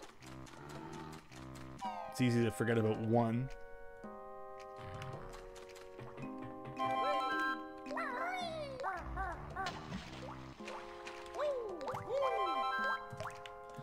I know there is still like 1 remaining Jumbo Video mixed with like a microplay, if that's what you're getting at, Afflicted. It's incredible, yeah. So like there are, you know, it's still a place where you can actually go rent, you know, some DVDs if you want to. Yeah, you don't see much of that anymore these days. But okay, where did I miss 4 notes? Hopefully we can just kind of go out here, do a quick look around. Oh, there's a pole somewhere, I think, when you climb. There's some notes on the side of it. I don't recall doing that. So I just need to find a good spot to look around, and we should find that. Like, is it here? And that's, again, another great thing, you know, that draw distance. Maybe we can just kind of stand in the middle here, and it will all be clear to us. Not there, not there, not there. Like, not that pole. That pole! There we go! I was on the right track. Again, really impressed so far with how this version is improved over the 64 version. Like, no complaints. Like, it's all been positive and not really any negative, which is, you know, nice to be able to say. 98, 99, 100. And that should be everything in this level.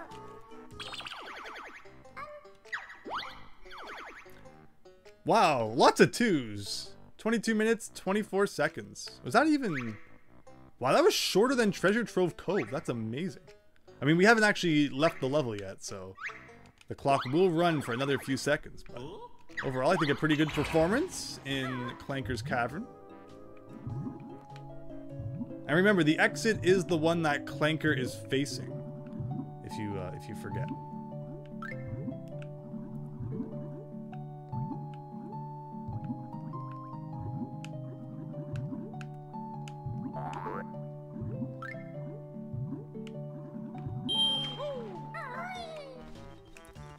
And another nice thing about Banjo-Kazooie over Banjo-Tooie is that enemies don't respawn. As I mentioned, you know, the health pickups will just stay there forever until you need them. And then, you know, part of that is also that the enemies don't come back. Where in Banjo-Tooie, the health despawns and enemies respawn. So why they changed that, I don't know. But there you go.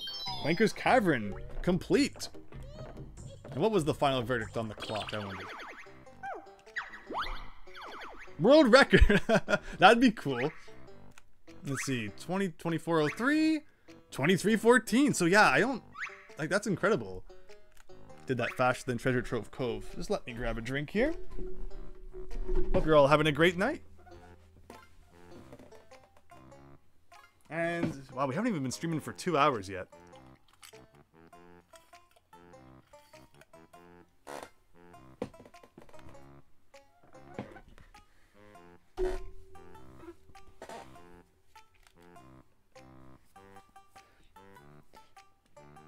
Rented Superman 64 one weekend. Worst weekend of your life.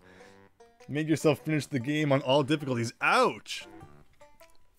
I mean, it sucks to rent a bad game, but at least you didn't ask for it for, like, your birthday or something. Like, that's even worse, right? Like, at least you knew now, you know, you don't want to own this.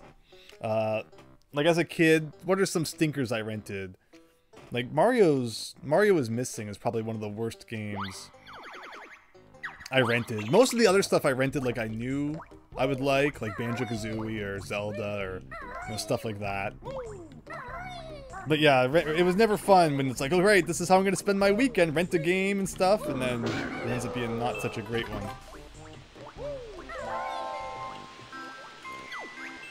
Alright, what are we learning this time? Where's a flea circus? And that repulsive dress. Also got this nasty pet dog whose name is Leg Chomper. Sister sings in her own band, Grunty and the Broomstick Boys. They are awful.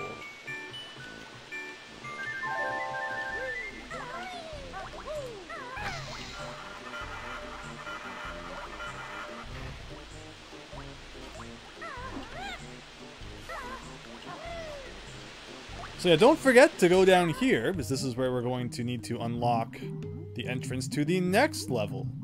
Bubble Gloop Swamp. And if you've been collecting all of the jiggies up to this point, you should have more than enough to fill it all in.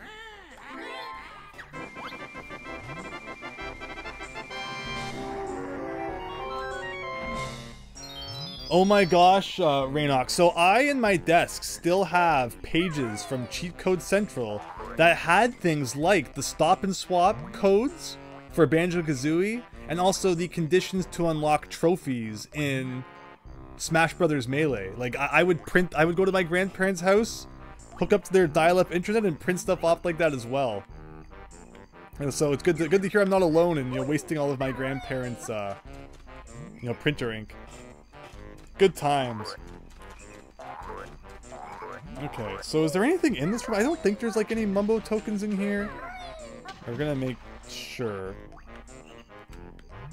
They like to hide them in corners and such. But yeah, this room, this is a weird room. You never ever have to come back here again. But I kind of like those places in Banjo-Kazooie, where it's like, you know, you go to them once, and you don't really give them much thought, but they're kind of neat. Overall, I think Grunty's Lair is one of the best just hub worlds of like any video game. It just feels so much fun to explore. Never feels like, oh, you know, I gotta walk from one place to another. No, it's always kind of fun to, you know, just to travel through it. Maybe you'll see something you didn't notice the first time. Your grandparents had to print it. Okay, where are we going? So, someday I will stop doing that. 180. I think we have enough for that. Again, as a kid, I was never good at getting Clanker up from the bottom. And you can only collect about 35-ish notes if you don't actually raise Clanker up. So you have just enough in that case then to, you know, open up that door and proceed on, even if you don't really do much in Clanker's Cavern. But you do eventually have to go back and do more in there to beat the game, so you'll have to learn about it eventually.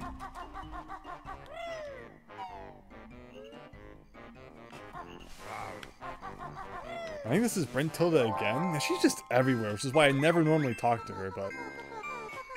Well, sister's favorite sport is broomstick racing. Although she's dim, she attended St. Dungball's school. You won't believe that Gruntilda's party trick is eating a bucket of beans. Whoa! It's crazy. So that's Grant Kirkhope making the kind of rawr sound effect for that guy. Regardless of what you think of the Game Grumps and such, one of the coolest videos is when John and Aaron had Grant Kirkhope on to play like Banjo-Kazooie and some other games that he worked on. Like that is just such a funny video. And how can you not want to hear what Grant Kirkhope has to say about things? But alright, level 4, everyone! Don't forget to immediately go behind the start to unlock your first attack back here. Actually, first and only attack in this level. Now, when it comes to Bubble Gloop Swamp, I have no, like, you know, route that I usually take. Usually I end up having to backtrack because I missed something or something silly, but we'll try our best. Some dirty jokes in here, says True C. You remember him talking about having to censor the beach scene, like the one at the very end? Your parents bought you a used NES Game Genie from some game store in the 90s that came with like a 3-inch thick photocopied book with hundreds of pages. That's cool. That is very cool. So yeah, the original game, the Game Genie would like come with like a code book, but you could also subscribe to like their mailing list. There might have been a small fee that went along with it, and they would send you like Game Genie code update mini books when new games came out or when they made, you know, new codes for other games. It's always cool kind of finding those. How do I turn the camera here? There we go. But yeah, Bubble Gloop Swamp! 100 notes, 10 jiggies, 2 empty honeycombs. You should understand by now what we're doing. 5 Jinjos and a partridge in a pear tree. And then and again, a bunch of Mumbo tokens. I don't know why they wouldn't, you know, tell you how many there were in each level. It's possible I will miss one or something somewhere, but I think I tend to be pretty thorough when it comes to those guys. How do we get rid of this? Trigger and X to get rid of the boots early.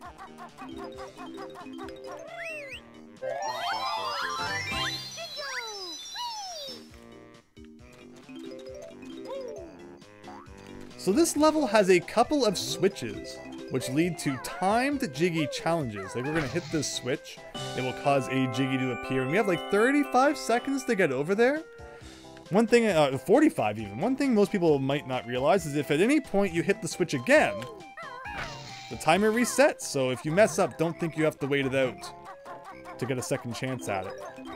Anytime you want, you can kind of just hit the switch again and start over. How much time do I have? Like, am I daring enough to try and do some of this extra stuff along the way and still have enough time? Well, the clock keeps running, even while it's forcing me to watch that cutscene. I feel like I kind of zoomed the camera in by accident, which I didn't mean to do, but it's zoomed in now, so hope you enjoy seeing the rest of the game like this. No, where are we here? Ugh. No, I missed a note. I'll have to go back and get that.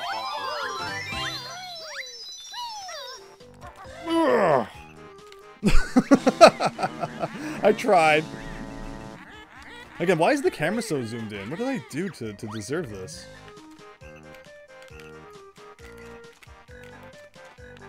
No, actually, I'm really confused why it's so zoomed in. Like, if I do that, can I, like, not see his rear end so close up? Like, it's not just me seeing this. Oh, okay, there you go. I guess it's, I guess that was down C, probably equivalent. I never usually zoom the camera in like that, so it's not a situation I was prepared for. Alright, now with the camera in proper order, maybe we can actually do what we want to do.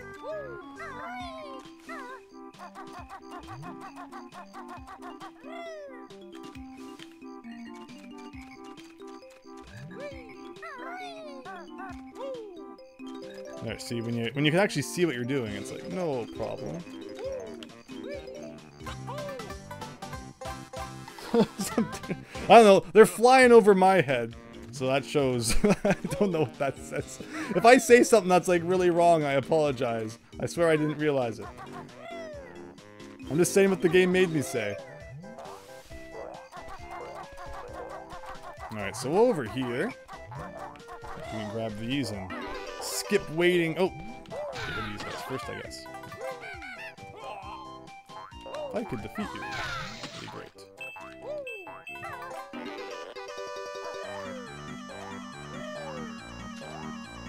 I mean, in Britain, it seems like everything is dirty. You can't even say Bonk's Adventure without everyone laughing at you. Alright, go over to this egg here. And we're gonna have to attack this egg in all sorts of different ways in order to get to the center. I think also, again, I'm still collecting 1-ups. I have no idea how many we're actually up to at this point, but it must be a lot. So back on top again. So yeah, this was one that confused me as a kid, because you get this one on the side, and it's like you can't roll into it, you can't punch it. I don't even think you can do this to it. So again, it's that forward attack where you hold the trigger and you go into it that way. Like, that's an attack that I always would forget existed as a kid. And I think that's the only way to break that side.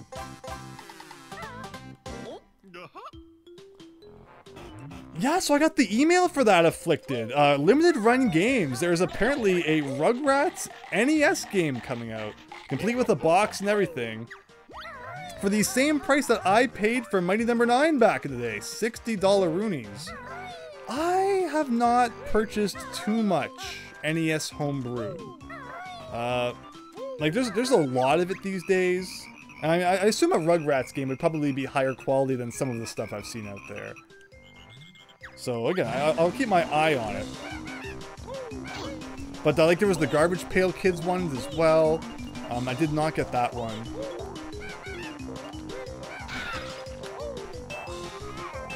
But maybe I need to look into the Rugrats one more to see what it looks like. I think there's like a Switch version and stuff as well.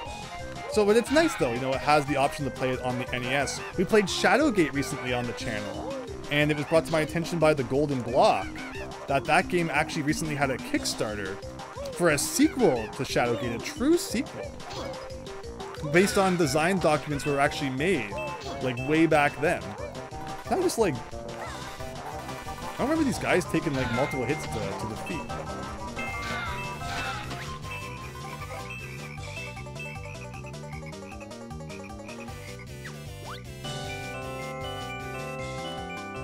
True Seed. Yeah, see, Rareware had a dirty mind. I guess I won't deny that. And so what you're saying is I should just stop reading anything in this game because it could get my channel deleted in like 5 seconds. Where are we going here? We're like spinning around and around.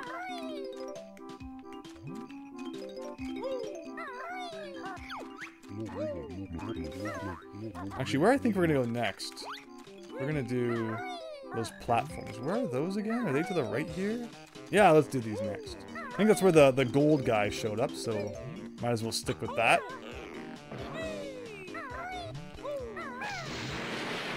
Let me see here. Catch up on the chat for a second. Tried to buy some NES homebrew games, but developers never got back to you. So you think their games were basically fake projects or unfinished games? Yeah, I gotta watch out for stuff like that. You're not sure. Oh, but you don't think homebrew. Unofficial. Yeah, that's a good point, Afflicted. That's a really good point. And when it comes to the grand scheme of, like, you know, collecting NES games, you know, it's hard to tell kind of like where they all fall, right? Like, there's some that would definitely be neat to own. I'm kind of focused on the, you know, the original older releases at this point. And then I'll probably set my sights more on things like homebrew. Or what to be put, you know, unofficial. And of course Famicom and stuff as well. Again, I'm sure it's the Nintendo Switch that has made me create a habit of pressing that button to think I'm doing the Talon Trot, even if I'm not. But yeah, Christian, you were asking, how many levels do you think you'll do if you finish both Gobi's Desert and Freezeezy? Yeah, it's funny, Christian, you say that. That's exactly what was on my mind. I think that's probably where we're going to go to, because it hasn't even been 2 hours yet. And, like, you know, I think we can easily get 2 more levels after this done within 4 hours. You know, that's a pretty typical time for a stream, so yeah, that sounds good to me.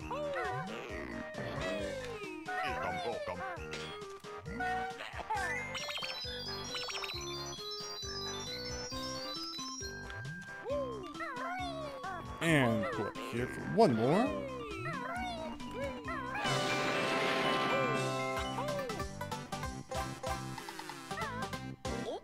If you watch any video like 10 most exciting NES homebrew of 22X, at least half of them look awesome, and the website is very vague if it's released as a ROM, flashcard, or what. And turns out the project is 9 years old and there's nothing out there except a few seconds of gameplay footage. Yeah, you gotta watch out. But yeah, there is a lot of NES homebrew out there these days. I know there's actually like an NES tool that exists, like an NES game maker tool, which has made it extremely easy for people to develop their own NES homebrew games these days. I was not paying attention at all to where that crocodile guy showed up next. Oh well, we'll do the turtle guy next. Whatever. Because of course, you know, it used to be really tough. You know, Battle Kid 1 was one of the first like NES homebrew. It was like a full long functioning game. And that was a big deal. And now it just seems like so much NES homebrew coming out. It's crazy. There's like boots on top of them, right? Yes. Oh, come on. We can do it without the Talon Trot. We can get up there. Ugh. And this is how we get our first death. Me doing silly things like this. I like how you can touch the water a little bit without any negative repercussions. Alright, I give in.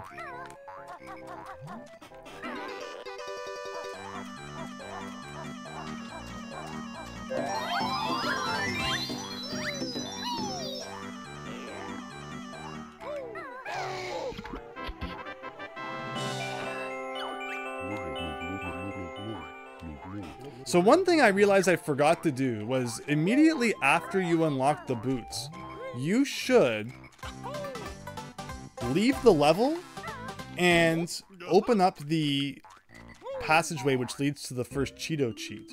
This might be a fun opportunity for us to leave a level partway through and see if it still saves all of our notes and other progress. I mean, we're playing the 360 version, we might as well just for fun, right? So actually, after this, I wonder if it will save the golden crocodile guy as well. This will be a really interesting experiment. But first, we have some memorization to do, so everybody pay attention. It's the Tip Top Choir. This came before or after Diddy Kong Racing? So we got red, purple, aqua.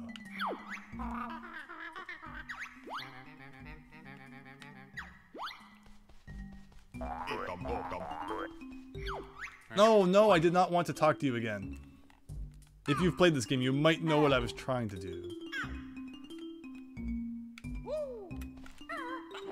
That. Okay, red, purple, aqua. Hello, Hack and Quack, and welcome. John Riggs handing some of those homebrews out like candy. Yeah, he has a lot. I have no idea the quality of his stuff. Aqua, red, but he seems to have a lot of it. Aqua, red, blue, purple, pink. What was it? Aqua, red, blue, purple, pink? Aqua, red, blue, purple, pink.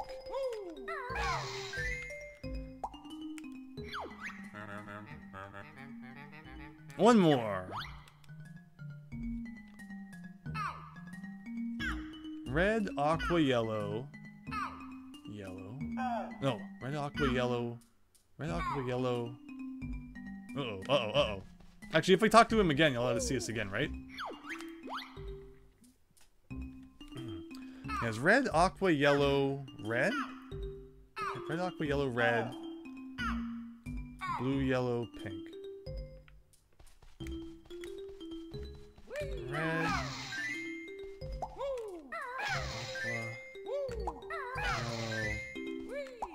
Blue, yellow, pink? Or was it blue, purple, pink? Blue, yellow, pink? Blue, yellow, pink. Perfect! This came out after Diddy Kong Racing. So it's great. Oh, of course, because, yeah, Banjo, yes. Yes, Christian, yes, thank you. It's funny to see those, you know, little references in there then. Weird camera going on there. Alright, so now that we've done this, let's leave the level. And when we come back, see just how much the game has saved about our progress.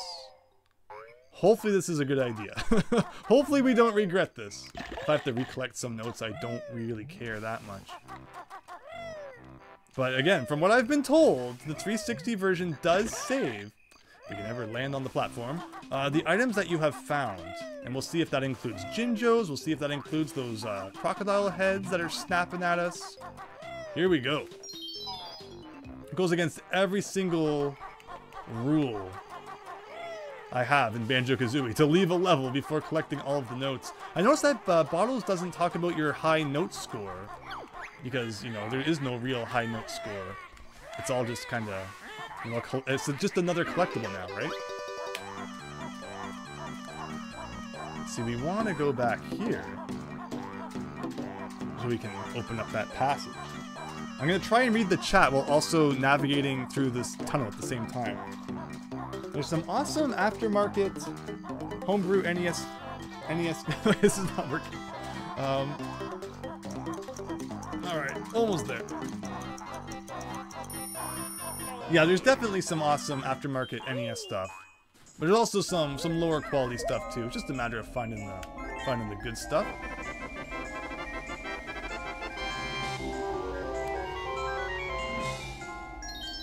As a kid, you didn't know Banjo was the same in both games. You thought it was like his brother in Banjo-Tooie?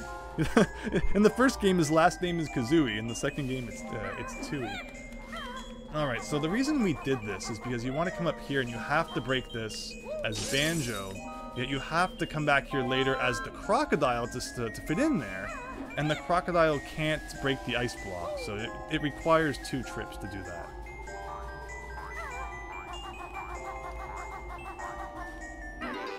Alright, that's it. Because I think if you come as the crocodile, you can fill in the puzzle still. It's just a matter of the Cheeto thing requiring you to break that ice block.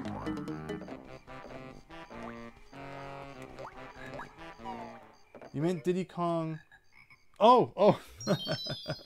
We're talking about so many different things. Oh, so this guy did not save, but our notes did save. 57 notes still. Okay, so we're gonna have to hit this guy again.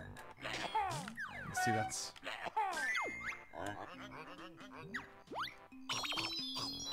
Which, fair enough. But I'm happy that we demonstrated the note thing. And also the Jinjos, too. Yep, the Jinjos stay collected. Mumbo tokens always stay collected. So that shouldn't be a surprise. This switch popped back up, though. I think it might always do that, but it won't activate anything. Oh, it doesn't even go down anymore. That's odd. Oh yeah, that's right. The other crocodile is up here.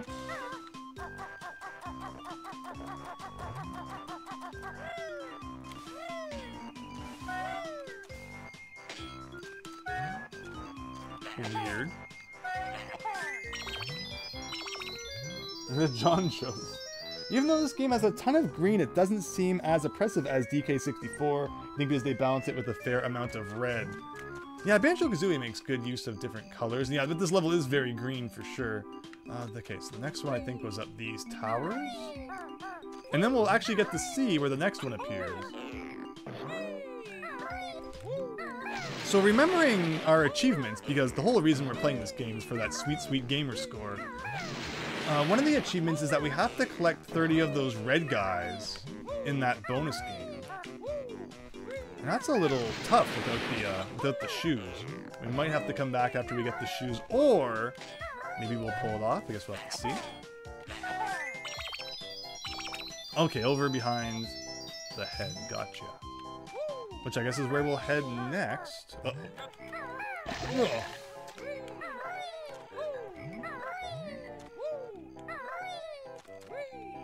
Alright, moving on. I think that's all the progress we had. We've now gotten back, so that didn't take too long. Is there any other area we haven't done yet? Like we did over there. How many notes am I up to? 57. Feels like I'm missing a lot more than that.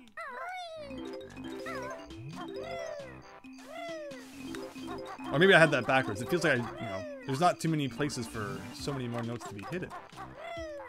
Up here we get the boots. There's that guy back there, so we might as well go do that. Defeat this guy and get some health back. Well, like, there.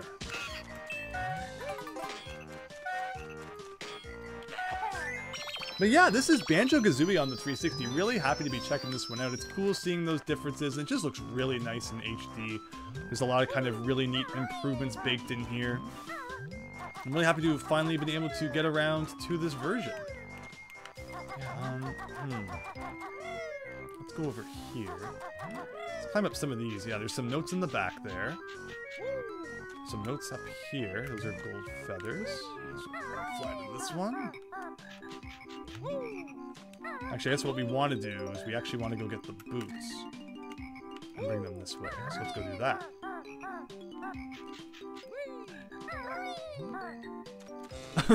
It auto-corrected, Christian? I mean, I thought it was funny anyway. Now, autocorrect does not understand all of the funky video game lingo sometimes. But yeah, it's really nice to have you, check out the stream, Christian. I really hope things have been well. Hope you've been having a nice night. Alright, how do we get up there? Something like this. There we go. Get gamer score for Xbox Gold. Is that a thing? Didn't they originally have plans on like the more gamer score you got, you're supposed to get rewards and stuff? I don't know if that ever ended up happening. But still, it doesn't stop people from wanting to get as much gamer score as possible. I knew a guy in high school who his sister worked at Blockbuster, and I think he would get like free rentals every week. And he would research what the easiest game to get all of the gamer score in was. And then he would just like rent those games and do it over the weekend. And he had like, hundreds of thousands of gamer score. It was crazy. And he would only play games he was confident he could get every single achievement in. So like if you looked at his profile, it would be like he had, 1,500 achievements completed out of 1,500 total sort of thing. So he had like a perfect Xbox 360 profile. Like people got really into it for a while there. And then of course Sony introduced trophies later on. And it was always really annoying because if you liked trophies, you always had to look up on the internet, if a game had trophies or not, because some of the earlier ones didn't have them as a result of it being a later edition on the PS3. Alright, let's make sure we don't accidentally miss like one note mixed in here, and it messes up our whole playthrough. Yeah, this is the best camera angle that you get of this place, which I mean, it's not the worst, I guess. Ooh.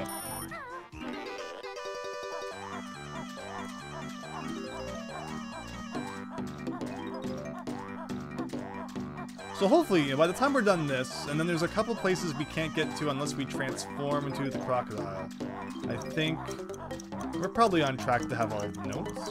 But here's a scary part of the level. This is a very scary thing right here. A very narrow platform we need to navigate in 10 seconds. I have no real strategy for this, so let's just go and pray it works. Yeah, that was beautiful. I blame it on the 360 controller. I said I would. Yeah, if we can just like get out of the sludge before we take a death, that'd be great. Again, not that the death even really matters. Wow, that's a lot of health to lose for like one simple fall. Yeah, that's a scary timed challenge because it's like you want to rush it, but you just can't, or else that happens. Yeah, no health around to kind of help us out with that, so let's hope we don't fall again.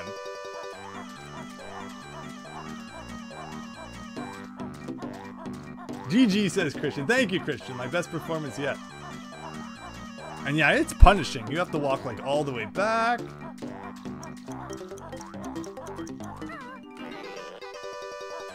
David Ray, welcome. Join the Discord. I mean, if you said you don't use Discord too much, fair enough. Although, fair enough. To be fair, I did make a community post about this one too. But yeah, we're streaming Banjo-Kazooie, and every Thursday at 9 p.m. Eastern, it's going to be Rareware nights. We're going to be playing different games. At the rate we're going, it looks like we'll probably be able to finish up Banjo-Kazooie in 2 weeks, and then we'll be moving on to Banjo-Tooie from there. The thing about Banjo-Tooie is that... Let's do the thing where we hit this again. By the time we get a line, right? Yeah, so that's not so bad. So the thing about Banjo-Tooie is that a lot of levels can't even be completed on your first visit. There's so much backtracking in Banjo-Tooie. So like, I don't even know how we're going to deal with levels. Okay. Pretend that didn't happen. You know, I guess we'll do as much as we can and then move on, and we'll have to backtrack and then backtrack again and again and again and again. It will be interesting.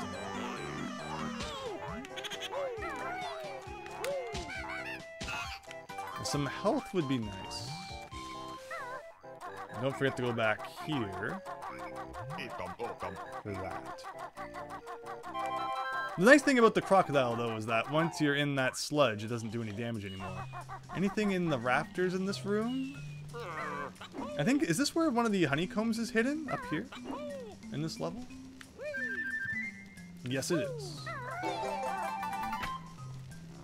Of course, when you get all 6 of those, it fills your health, but a little far from that currently. And I think it's otherwise red feathers, which we do not need.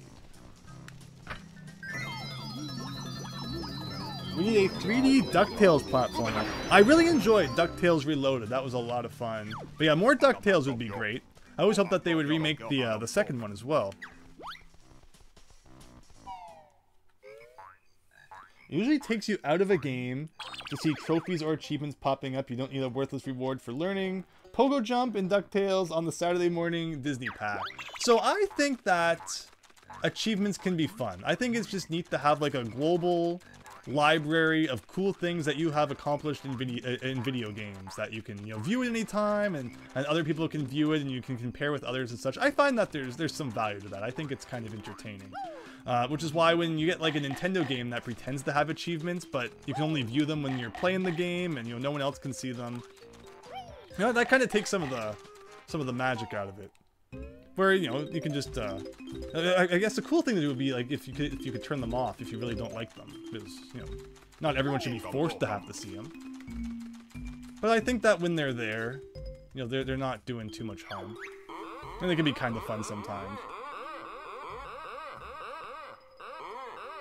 So yeah, Mr. Vile, we gotta beat him at his games here. And it's normally best to do this once you've unlocked the shoes up there. And there is an achievement for collecting 30 red guys in one round.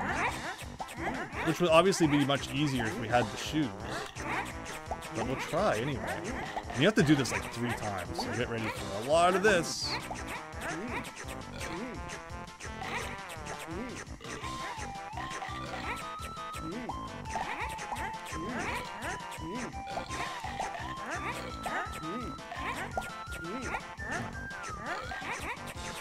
If more want to pop up, that'd be great. Like, we had a really good first half. Now we're just, like, having trouble finding guys to eat. This is going well, actually. It's going surprisingly well.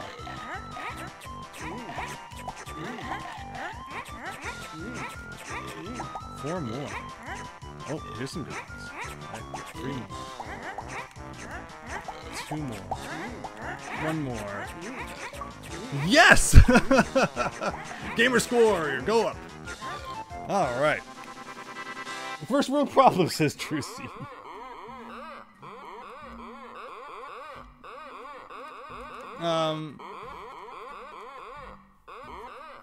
Yeah, again, I think that the achievements and trophies and stuff are cool, but I get the people who aren't too concerned about them either.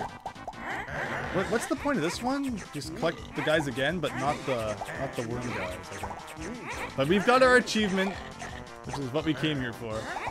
One of the reasons we're playing the 360 version, again, you know, love them or hate them, we're going to be getting the achievements because that's something that makes this version different.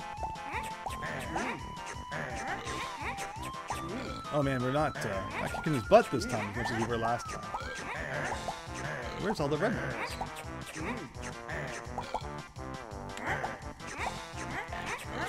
He is winning, but like look at all these ones that I can't eat.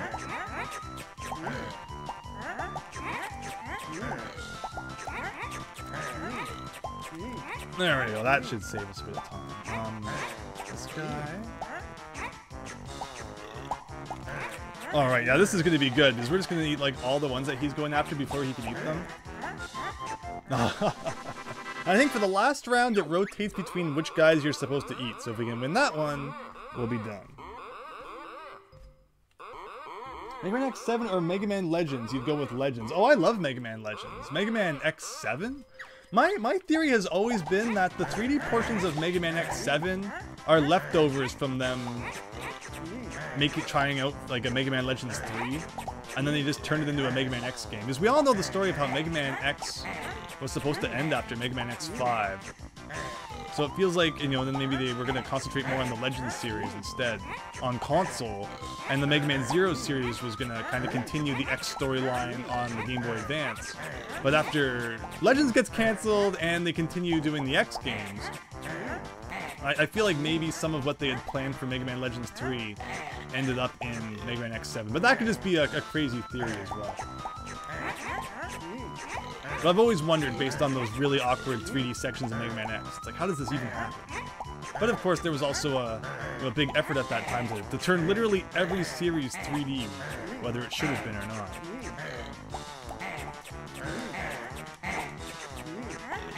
Okay, I think we're good. Very nice. First try on that one. I think if you lose and he bites you after, it's an instant death. But you can leave the room and come back.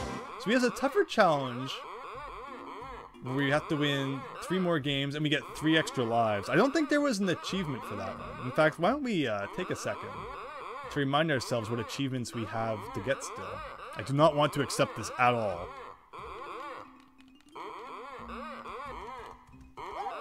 Okay, so let's go here.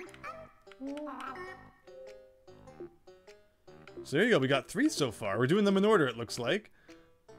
Actually, no, like, it seems like they just kind of put them all there when you unlock them. So we need to unlock every move. We'll probably end up getting that one tonight. 24 honeycombs. Okay, that will happen. Furnace Fun. All the notes. 3 Cheeto books. Okay, yeah, so that's probably the most kind of out of the way one. And that's kind of the end. Alright. Making good progress, though.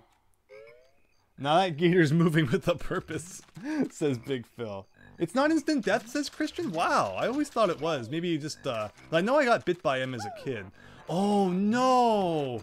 I forgot to do that crocodile before I turned into this guy. Oh, my whole speedrun route is ruined. What should we do then? What should we do? Because we need to be this... yeah, I completely forgot about, those. So that will be an extra couple of seconds we have to waste. Unfortunately. Yeah, Bubble Gloop Swamp, not the super quick, efficient playthrough the last 3 levels were. This level is just kind of a slog. It's a swamp. There's nothing fast about a swamp. Because otherwise, I think we would have been done, actually.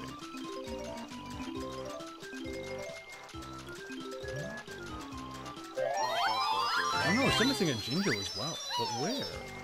Blue?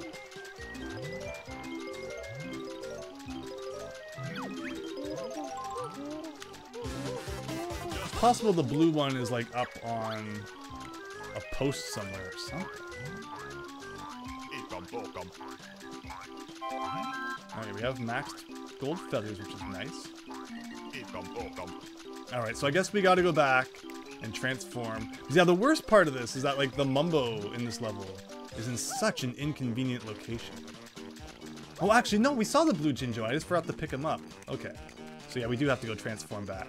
Do a couple things, transform back, and then we can put this level behind us.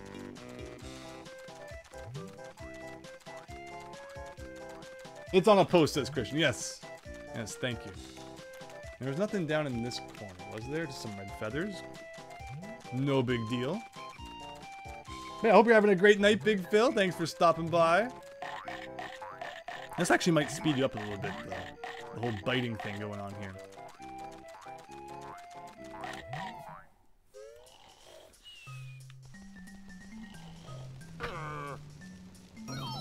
Yeah, like I'm definitely not a fan of like, you know, the achievements for every little thing. And that was something I mentioned about like, you know, the Mega Man Battle Network Legacy Collection. No. Is that some of the achievements are just not good in those games. Like it's like, you know, there's so many better things they could have made achievements for. You know, why is this arbitrary thing something you thought was worthwhile? So when there's thought put into the achievements, then I think you know, it makes the experience a lot better as well. Alright, I guess we gotta get out of this the long way. How much health am I up to? Not much at all.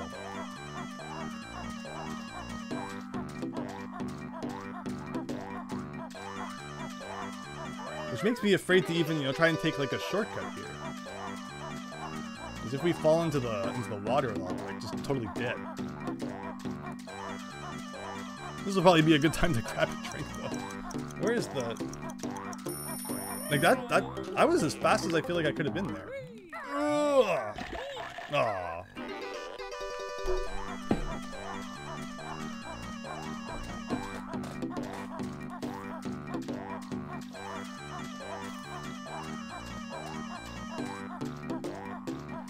This whole maze is weird. Like, it doesn't feel like it was made to go backwards. Okay.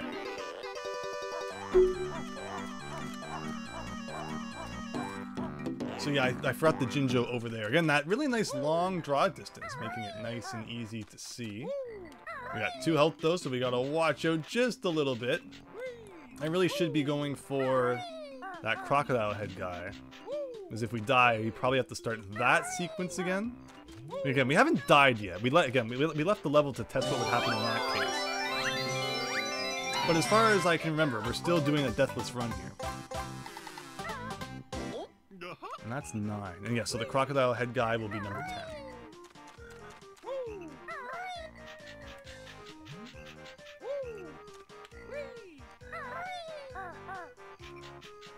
You would make an achievement not get hit on Mega Man Battle Network. That's a tough one.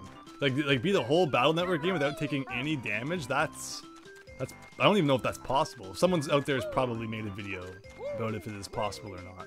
But even things just like collecting all of the Mega Chips or collecting all of the Giga Chips, like, you know, those are things that should very obviously have achievements, and they're missing. While just doing arbitrary things like unlocking Flame Soul, it's like, okay, that took 0 effort, but I guess I'll take the achievement.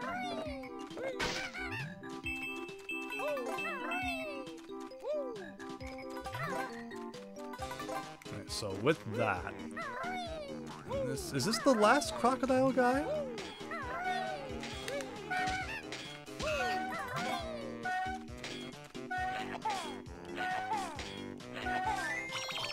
There you go. So we just remembered to do that, along with the Jinjo.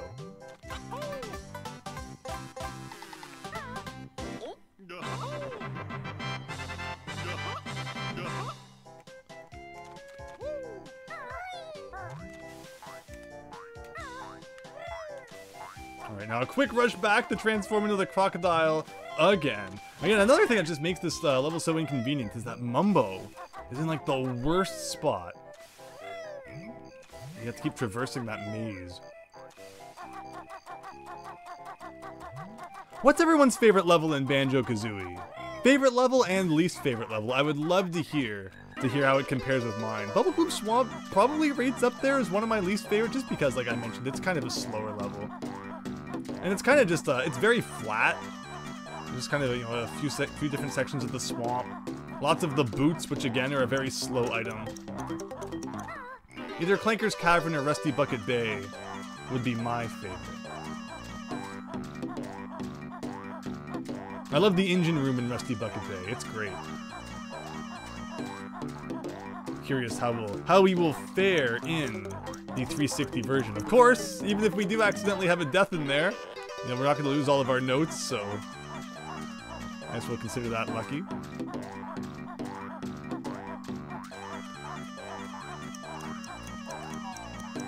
Mad Monster Mansion and Rusty Bucket Bay. C. Robinson. Hope you're having a great night. So are those both your favorites, or was one of those like a favorite and a least favorite? Like, I like both of those. I can understand if, like, you know, the mansion was your favorite and Rusty Bucket Bay was like the least favorite one. Rare games, as it turns out, were the ones you never owned played on N64. That's very surprising and rare to hear. I can't think of anyone who I knew growing up with a 64 who didn't have at least one Rareware game. Usually like Banjo-Kazooie. I mean, GoldenEye was of course another awesome one. Hey, so you know, Rareware Thursday, that means that GoldenEye is fair game for Rareware Thursday. But I hope you've all been enjoying it so far. I've been having a lot of fun. So many, again, Rareware games I'm looking forward to playing, especially getting into Banjo-Tooie and Nuts and Bolts, which I've never beat before. How many weeks do you think it will take to beat Nuts and Bolts? I mean, we'll absolutely be going for 100% since we're 100% in everything else. Is that even possible? Is it even possible to 100% Nuts and Bolts? I have no idea what that entails, and I will probably regret saying that. You were a PS1/2 kid. Hey, there's nothing wrong with that. Oh, least favorite. Rusty Bucket Bay. Oh, least favorite 64, Rusty Bucket Bay, Swamp, and Xbox. Is there a reason it's different between the two versions? Oh, probably because of the whole note thing on the 64. Yeah, and those last couple of notes you have to jump between the blades to get in the engine room, and if you mess that up, you're playing the whole level over again. But you can fix that by getting those notes first. And then, you know, hopefully the rest is doable. But alright everyone, our first cheat code. Not like we really need eggs anyway, but Cheeto's gonna help us out in that regard.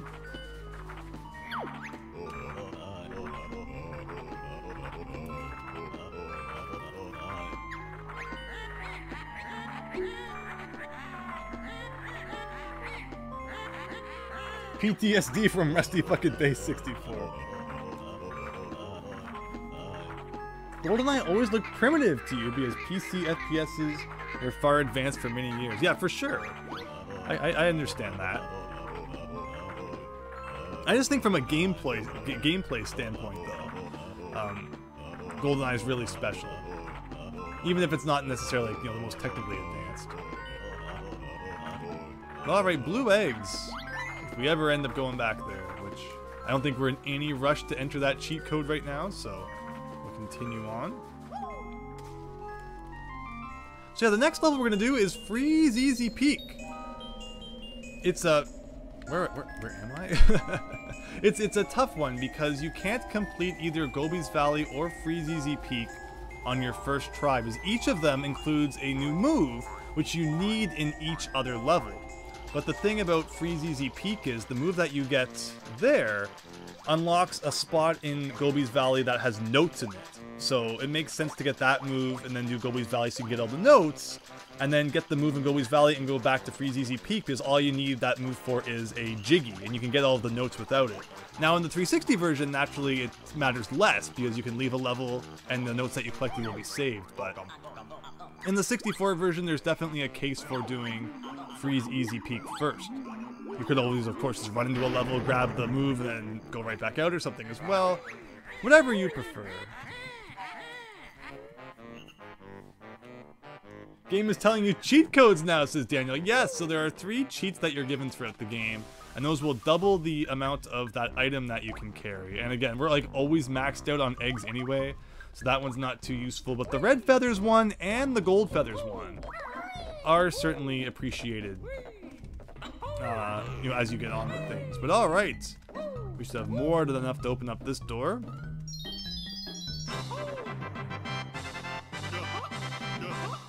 Yeah, True Seed, I'd recommend, you know, giving it another shot if it's been a while. That brings us to this room. So yeah, we've got Freezeezy Peak unlocked already. Interesting that there's no enemies in this room right now because we haven't unlocked Gobi's Valley yet. It's easy to forget that those are tied to each other, but okay, we don't need to use the boots right now. We do want to break open this wall, as there will be a switch in here that will make something appear that we want.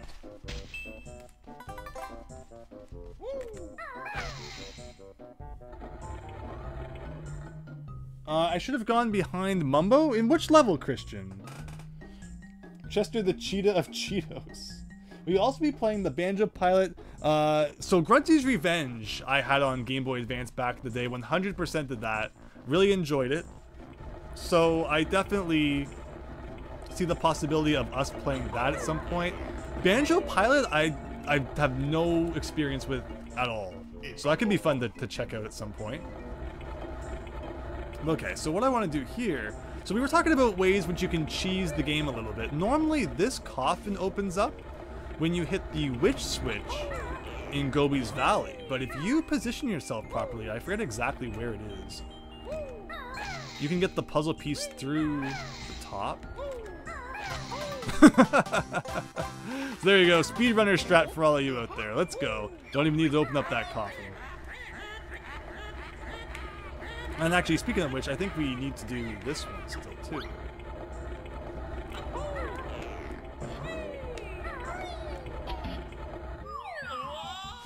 Oh, you didn't know about that, Reyna!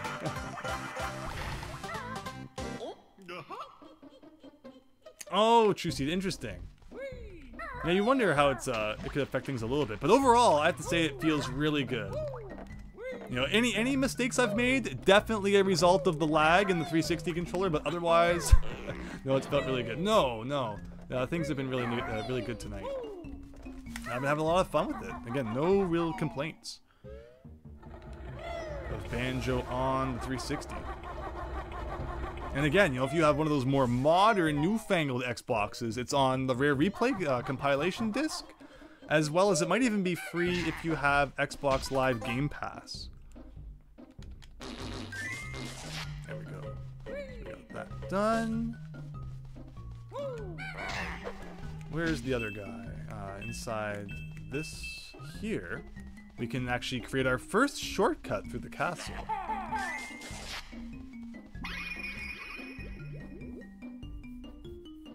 Oh, so like if you've purchased it, then yeah, I can play it on those consoles as well. Good to know. We get some doors we can unlock. What's this one? 350?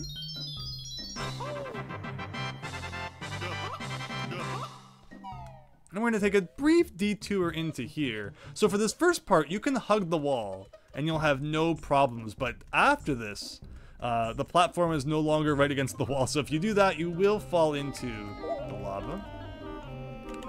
There you go, 13 jiggies left. Yeah, True Seed, you're right, we have seen a little bit of that. I think I did go behind Mumbo's house in the swamp. I think there was a Mumbo token back there, but thank you for checking in on that. Let's power up that. Also, it should be pointed out that Cheeto cheats are more like upgrades than cheat. Yes, absolutely. Yeah, they're not considered like actual cheat codes. More like upgrades. A very good way of putting it, Christian. Okay. I guess we'll move on here. We could go up that ramp and do a couple things. Actually, I think the note door up there is for 450. I don't even think we have 450 yet. So, this will be our next destination.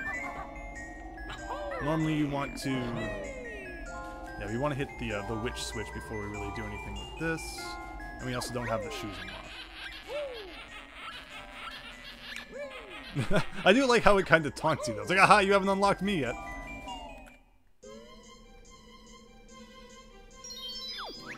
You swear you saw sparkles. I I thought I did. I won't fight you over it, Christian. But again, no, the Mumbo tokens, if you miss a couple, it's not the end of the world. Again, even mentioning that there's that one that they messed up on and used the same collection flag for 2 different Mumbo tokens. Meaning unless you do a thing, it's completely possible you won't have the max count anyway. Oh yeah, Daniel, yeah, for sure. You love the camel because he's a jerk who doesn't want to share his water with you and you have to rough him up and force him to give it to you, says Super Tom Brother. Yeah, fun times ahead for sure with that guy in Gobi's Valley. But first we got Freezeezy Peak here, and this level is like way easier and quicker than the last one, which I've probably just, you know, severely jinxed it. But I don't see this level taking us more than a few minutes anyway. Like, look how many notes we're getting just running around this guy's legs here.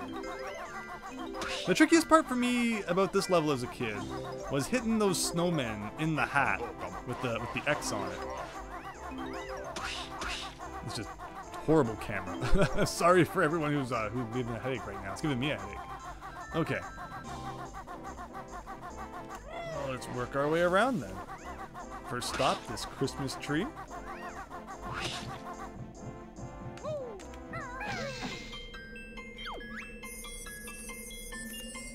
You really hate the snowmen who take pot shots at you? Yeah, they are pretty nasty, but again, it's great once you defeat them. And enemies don't respawn in this game, which is very nice. Okay, 80 seconds to take care of all of these guys. And there's nothing you can do, and the enemies just decide not to spawn. Until like the absolute worst possible time. But yeah, the trick with this one is kind of just get a rhythm going where you defeat them all, and then normally 2 can kind of bounce by before you gotta defeat them all again. Yeah, 80 seconds is a lot. Is it 80 seconds in the original game? I mean, we're not done yet, so it could end up being really close, so I shouldn't speak too soon.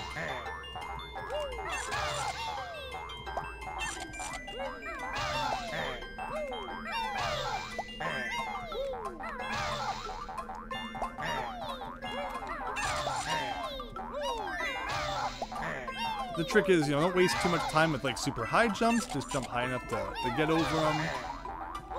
And yeah, the rhythm is key. There you go. One more set of bad guys. Should be enough. And there we go. Oh, I can't even like leave the pathway till it's over. Why would dinosaurs eat light bulbs? A very legitimate question. Oh, here I am looking at the chat for like 3 seconds, but the snowballs never stop.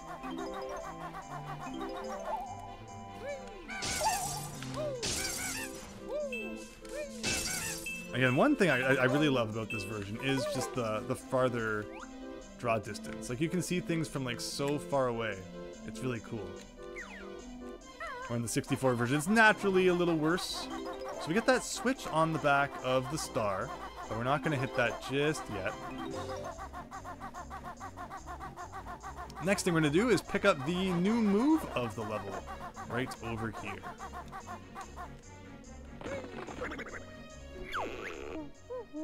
I have not beat No One Can Stop Mr. Domino. I know that's a PS1 game.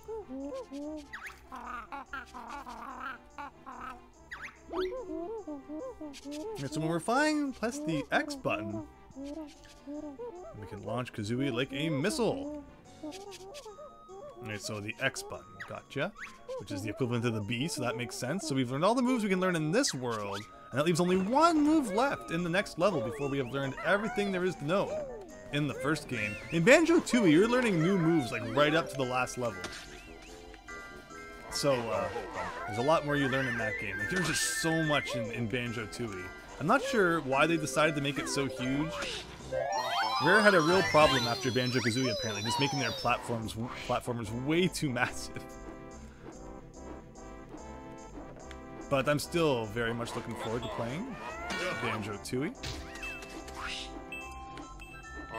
So if you're looking forward to that, definitely stay tuned, because yeah, next week we'll probably finish off Banjo-Kazooie. This week we'll be playing up to the end of Gobi's Valley, which will leave 3 more levels plus, you know, the other stuff for next week.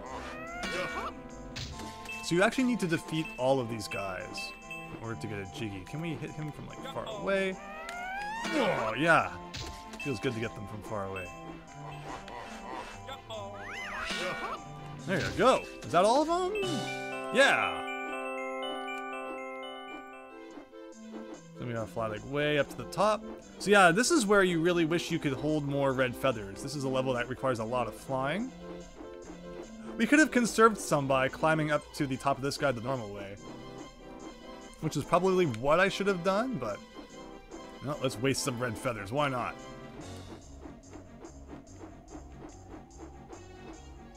I don't fall from up here. It would hurt quite a bit. Are they going to attack me while I'm doing my dance?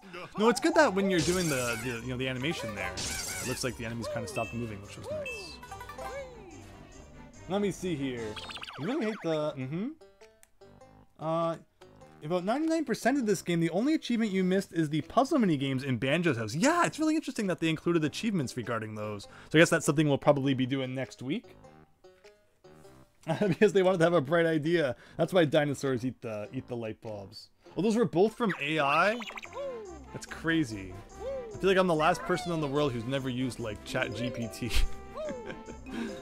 My two skills, you know, translating and being a somewhat decent writer. I'm just completely irrelevant with the advancement of AI. The only thing I can do now that AI can't is play video games somewhat decently. And even then, I'm sure within like 6 months, I'll be old news. But in the meantime, I appreciate you all hanging out. Hope you're having fun watching Banjo-Kazooie tonight. And yeah, we plan to play lots more games on this channel as well. We do a lot of NES stuff. I do Mario World ROM hacks. So I appreciate you being here and hope you enjoy what you find. Again, don't be afraid to subscribe before AI destroys us all. We all watched Terminator 2. We know what's coming.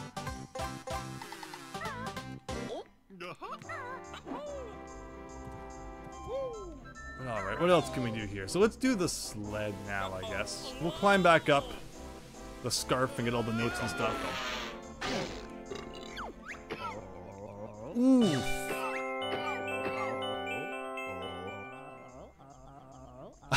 Like how we get like hit in the stomach with it. He's like, oh yeah, there's the sled. Time to go race. And yeah, Jiggy really goes flying. Hello, Hack and Quack. Oof, right? I appreciate that, YS Bunny. Thank you. That means a lot. Alright, what should we do next? We have a few options. We have to go pick up like all of the loot that we won from taking out those snowman dudes. There's the witch switch, so that's what and we need to actually unlock the shoes before we can even do that. That'll probably end up being like the last thing that we do tonight. Yeah, so we need to go inside the tree, so let's do that. Actually, no reason to go inside the tree yet until we go through the star 3 times. So let's hit this switch.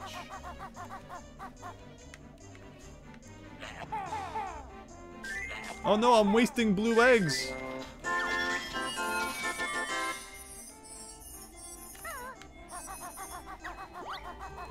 No, it's not AI. You're a real guy from Fresno. CA. This is Super Tom. Good to know. We're interacting with real people here tonight. Yeah, again, hope you're all doing well.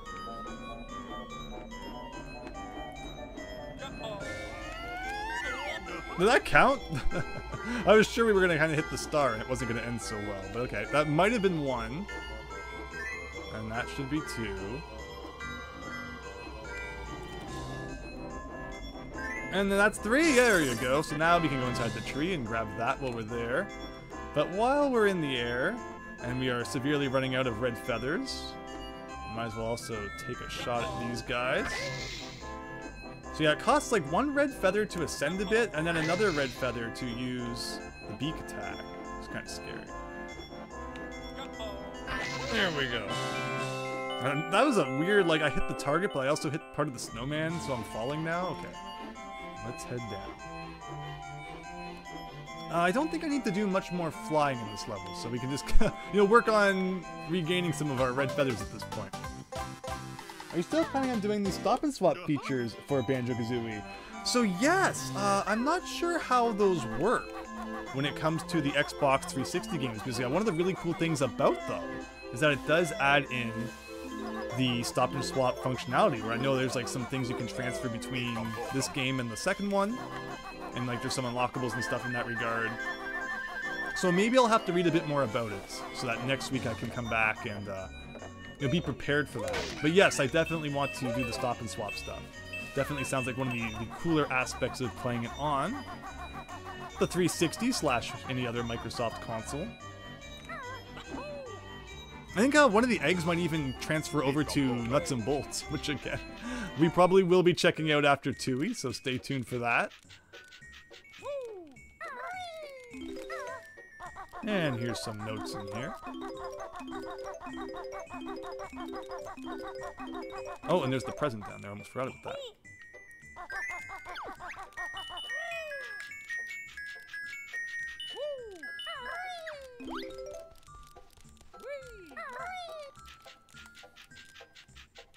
You need to save from Nuts and Bolts or Banjo-Tooie. It will detect it. Perfect, then.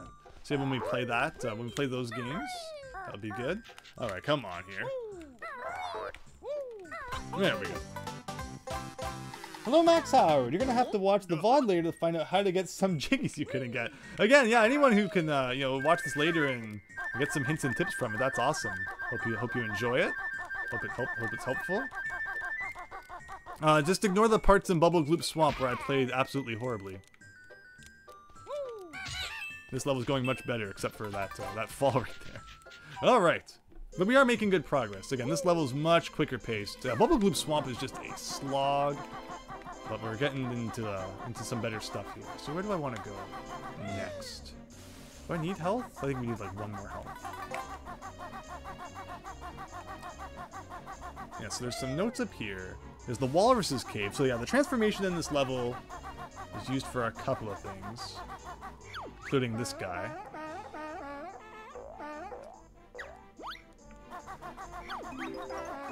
Can you walk along this ledge? I think you can.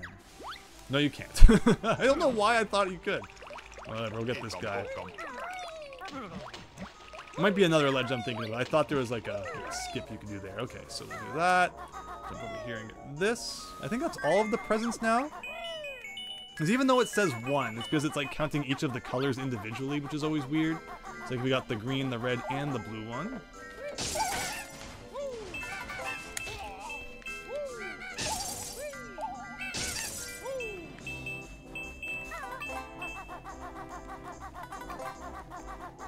And now begins the climb on the scarf, where there's yellow ones with notes and red ones with red feathers. And yeah, we're getting our red feathers back, which I guess is nice. But compare this to the last level, like it's just handing out items. Like nothing. For an ice level, overall it's not too bad. Sometimes the ice levels in video games can be pretty rough, but Freezeezy Peak's nothing too crazy. And I think I got the jiggy inside of the pipe already, right? I believe we went and got that. So let's just make sure we've got everything here. And now the very scary, not actually that scary. What kind of angle is this? Jump to the broom here. There we go.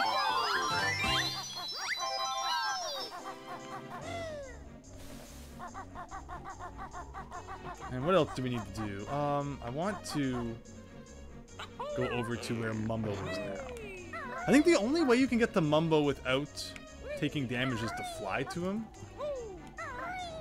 But there's also some things in front of Mumbo's house as well we need to do. I don't think there's any reason to take the transformation out of this level, though. Unlike the other levels we've seen so far where there were. Yeah, see, I never got that empty honeycomb, never got that Mumbo token. That's good, we can pick this sort of stuff up.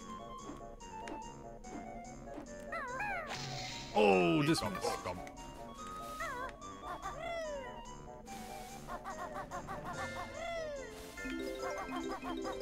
Should also be a Jinjo behind one of these houses.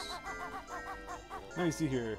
You really like the flying in this game. It's way more fun to control than Mario 64. Yeah, Mario 64's flying is definitely a little bit awkward. I will not deny that. Oh, okay, some notes in that water. We got this guy. What else am I missing? Is that it, really? Oh, maybe on top of this house. Alright. So yeah, like again, I think the only way you can get over there without taking a hit is just to fly. But who cares? let's take a dip. There we go. I mean, like, they put the boots on this side, but I don't think there's actually a pair of boots on the other side. It's so strange. Actually, I think there was a flying pad on top of one of the chimneys. It's an awkward one to reach though.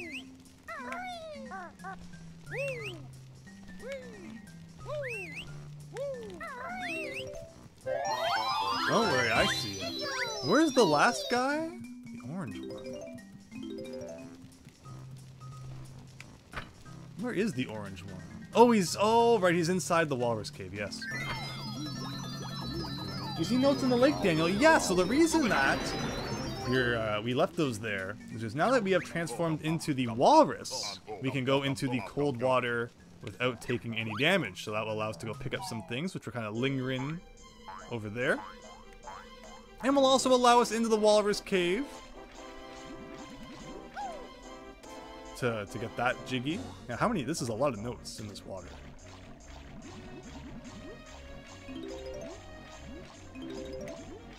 I'm trying to think of anywhere else I might not have picked them all up. I don't think this is going to be quite enough. We're going to be like a couple short. 4 short. Where did I miss 4 notes? I did pick all the ones up off the top of the houses, right? Again, let's use that that Xbox 360 awesome draw distance to have a look around. So there's some stuff there. I think that's just some gold feathers. We got all the ones on top of the house. Ooh. Okay, we can go back and get that. So we're gonna go get that jiggy now. Hopefully we come across them at some point.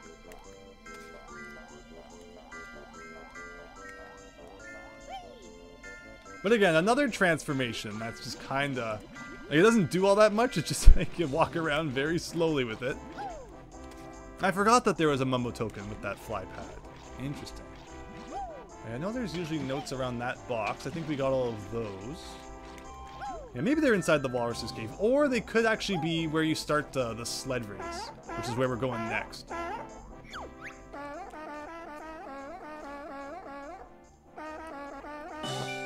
Donkey Kong Country for Rare Thursday, says Daniel. Yeah, I'm definitely up for playing some more Donkey Kong Country. My Donkey Kong Country Let's Play, Donkey Kong Country 1, 2, 3, as well as the ROM hacks, Donkey Kong Country 2 Lost Levels and Donkey Kong Country 2 Unveiled, are some of my most popular videos on my channel still.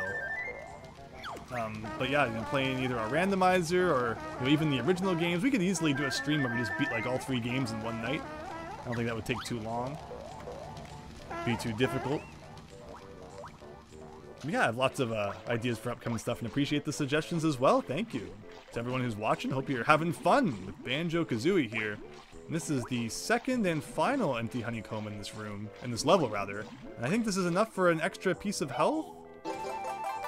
No, I'm completely off. Next level we'll get an extra piece of health. So yeah, the walrus has no attacks, so there's nothing that we can even do about that guy. Oh, and this is an interesting room as well. Like that, how often do you think anyone actually looks up in this room? We might be the first people to ever do that. Aside from the time that I did it in the 64 version. Hello, Block Frog. Hope you're having a great night. One of your favorite games, Rare style has been a huge influence on your art growing up. That's great to hear. Yeah, Rare really had a nice style back in the day, for sure. Their games and such just look so nice. So yeah, we actually have to transform into Banjo to get that Jinjo up there. So it was a necessary evil anyway. No actual time waste from that. But what we still need to do before we transform back is do a race on top of a sled as a walrus. And we will very slowly walk over there right now.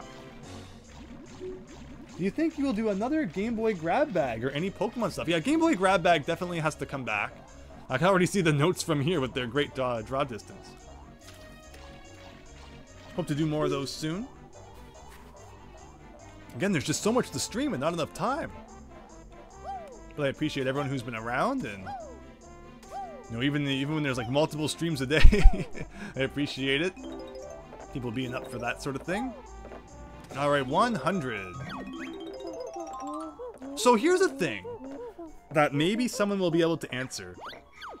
the numbers in the HUD, like you just saw the number 100 for how many notes we had, or the number 9 for how many lives we have, that color changes depending on the level. Like it's blue here, in some levels it will be yellow. It always seemed so weird to me that they wouldn't just keep it a consistent color. Like, is there any rhyme or reason to which color they chose for which level? Like, I guess Freezeezy Peak is cold, so they chose blue, sort of thing. Like, I don't know, it's just something that always intrigued me as a kid. And I'm not sure anyone else has ever really talked about it. But now that I've pointed it out, I'm just waiting, you know, a week from now, there'll be some hour-long video essay about someone looking at that. But yeah, fair enough, you know, people want to dive into that sort of thing. So this race has rubber banding. All of the races in the Banjo-Kazooie series have pretty bad rubber banding. Like, sometimes he will just pass you, and there's like nothing you can really do about it. But don't give up, and eventually you should pass him back. Like, this is usually where he kind of passes you here. Like, again, like, I'm going as fast as I can. Nothing I can really do to stop him. But just keep at it, and you should eventually get back in front.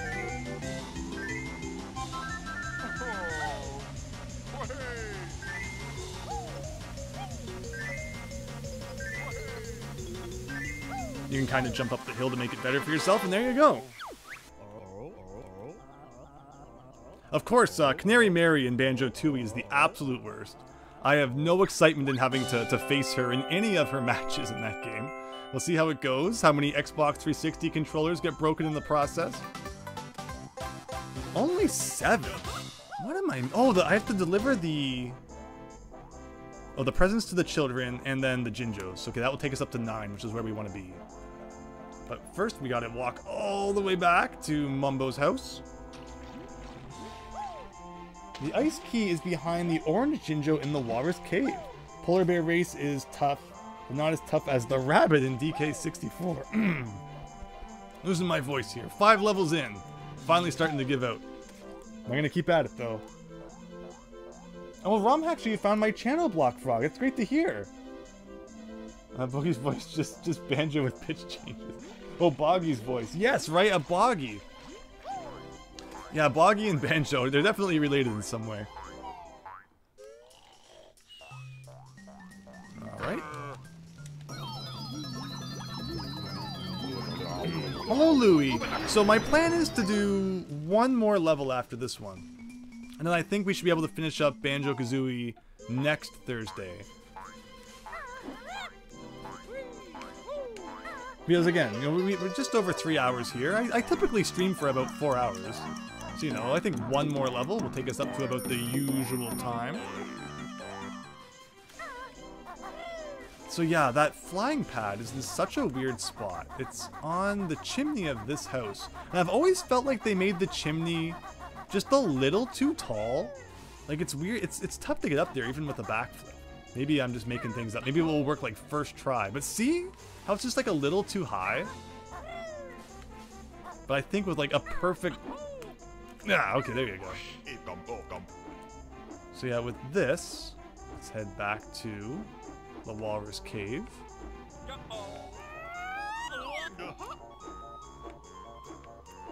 Can we go into the cave with this? I mean, technically, yes.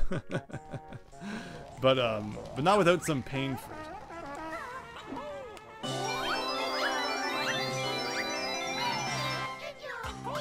You need to face away, you gain a bit of extra height that way.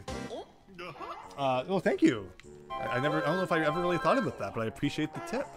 So yeah, here is the legendary ice key. And this will be unlocked by entering a certain code on the sandcastle floor. And originally, it was advertised as like you would find out those codes in Banjo-Tooie, but it never ended up happening. Instead, the items just kind of got slapped into Banjo-Tooie in these game pack things that you would find. So I'm really curious to see what happens here. I think it was mentioned in the chat that maybe just by having a Banjo-Tooie save file on your Xbox, those sort of things will open up. So I guess we'll have to keep an eye out for that. You know, we'll just boot up Banjo-Tooie quickly or something next week to get that save. And then maybe we'll be able to collect all of those items, sort of thing. But alright, the last thing we're doing before we head out here is heading into this igloo and giving all these kids their Christmas gifts.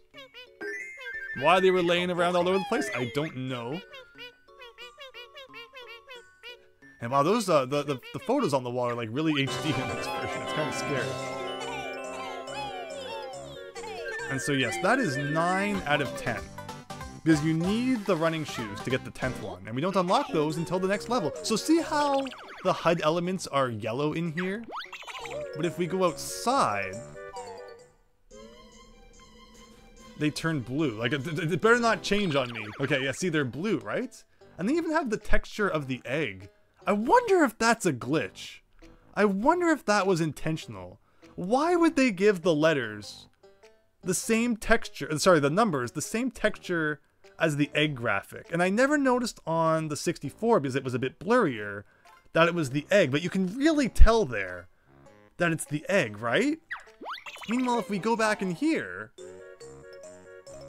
Oh, maybe it's the note graphic that's stretched on these ones. So is it a glitch, or do you think it was intentional? I don't know.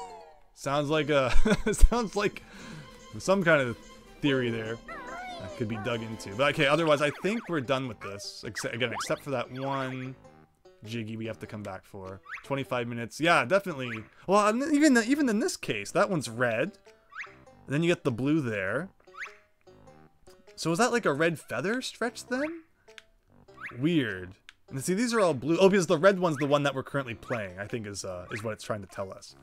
Weird, weird, weird, weird, weird, weird, weird. Do I know the answer to that question from Grunty?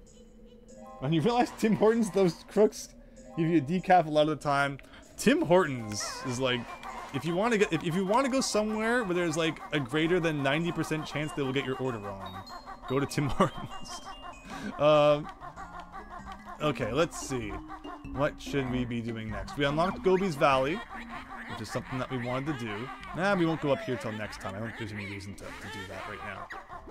Alright, so yeah, we'll be finishing off the night with Gobi's Valley, followed by returning to Freezeezy Peak to get that last jiggy. Need the boots to get over there.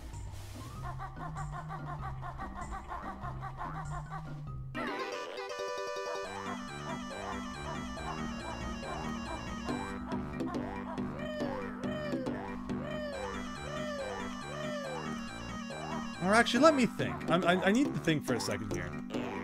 When it comes to Banjo-Kazooie, how should we split it up? Because this leaves Gobi's Valley, Mad Monster Mansion, you know, Rusty Bucket Bay, and Click Clock Wood. Because we did 5 levels tonight. Wow, the controller is rumbling just from Kazooie poking him on the head. I don't think that the original Banjo-Kazooie had any Rumble Pack support, did it? Or maybe it did. Honestly, I never really used the Rumble Pack much with the 64, because first of all, it required AAA batteries, and then it just added so much weight to the controller. You used to hate Clanker's Cavern because of the part where you need to swim down beneath... Yeah, that part was tough. And we did that earlier, and it was a little bit nerve-wracking, but overall went well. Speaking of nerve-wracking, Gobi's Valley has a rather nerve-wracking part. We'll do it. We'll do one more level. We got lots of viewers tonight. Everyone seems to be having fun. And I appreciate all of you for sticking around. Thank you so much. If you're just finding this stream randomly, please consider, you know, staying tuned for future stuff. We do lots of fun stuff here on this channel. I think Brent Tilda is hiding in behind. Best friend. Again, I'm not going to read these anymore because people were pointing out maybe they're not all in the best taste. Wow, everything is fat something. There you go. That one. There's no way that one was. Oh, oh, and she fills your health too. Well, I guess there is reason to speak to her then.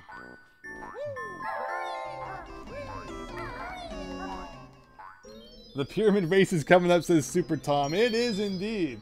Yeah, so this again will be the last level of the night, along with you know, tying up those loose ends in Freezeezy Peak, like I mentioned.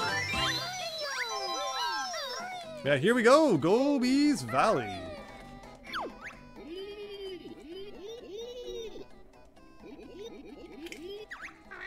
So how many bears can fit in Boggy's Igloo Max? Yeah, I know there should be some kind of sign up, right? Like an elevator, maximum occupancy. Rare has some raunchy dialogue, says Blockfrog. Indeed, indeed. So here's again the shoes. We've already been laughed at by those, but we will be unlocking them momentarily. So that's good. So yeah, we had the Ice World, and now we're in Desert Town here.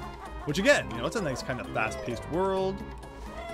Items all over the place. And that was what I was talking about like way earlier at the beginning of the stream. I like in Banjo-Kazooie how items are kind of spread out. Like, you know, eggs are individual items and you can put them in kind of each corner of this foot here. Where in Banjo-Tooie, everything is condensed into nests. And it just makes the world feel so much more barren, despite the fact that in Banjo-Tooie, the levels are like 20 times the size. So I'm not sure what they thought they were doing when they made that decision. Maybe they ran out of time to like properly populate the levels with items, so that was the next best thing. Because if I remember correctly, in the first level of Banjo-Tooie, it takes like you know, 60 seconds to collect 100 notes in the first level. They are just all placed in a straight line. It's kind of sad. But again, that's a story for another day when we get there. This is Banjo-Kazooie we're playing right now. And I see a 1-up way out there, thanks to the 360 draw distance that we definitely don't need. Although I am curious if the 360 will save my lives when I quit. Or if we'll have to go back to 3 or whatever the default is. Again, you know, lives were completely taken out in Banjo-Tooie, but I can't say I ever really even think about them in this game either. They might as well not be there. No Mumbo in this level, but we will collect some tokens for the future. I thought that was a typo for a second, but I guess he's just trying to speak with, you know, nose-plugged speech. Remember, in Banjo-Kazooie, eggs solve all problems.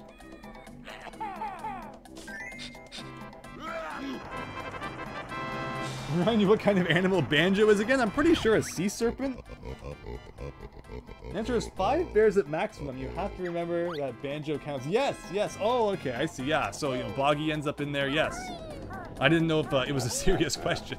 I thought maybe it was like, you know, theoretically, you know, like 30 bears. There needs to be a ROM hack now that shoves like 30 bears in there. And again, you know, normally you can't see the items at the other end, but the draw distance. I'll stop pointing that out. It just impresses me as someone who has played this game so many times on the 64. To see things that you cannot normally see. And see, the numbers in this room are yellow. But like, is it a different shade of yellow? Again, I'm really curious about the number colors. Like, this is the most insignificant thing that's kind of interesting. So these guys you can ground pound, I believe, when they're on the ground. Get some health that way.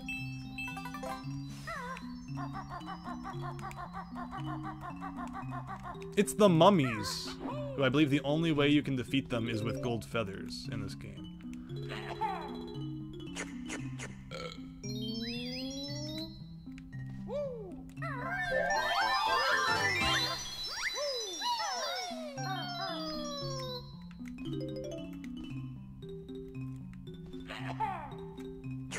You've owned this N64 cart since the late 90s and you never got past the first level. You don't know why. The game never grabbed you. It's interesting seeing all these later levels. I'm really happy to be able to introduce everything to you here. It's a fun game, and I mean, you know, if 3D platformers aren't your thing, then fair enough. But as far as 3D platformers go, I think it's certainly one of the best ones out there. And that's a Jiggy. I think you got a great deal. You bought SNES Mario RPG for $79 a week ago. I think before the remake came out, that was hovering at 100 or even more, right?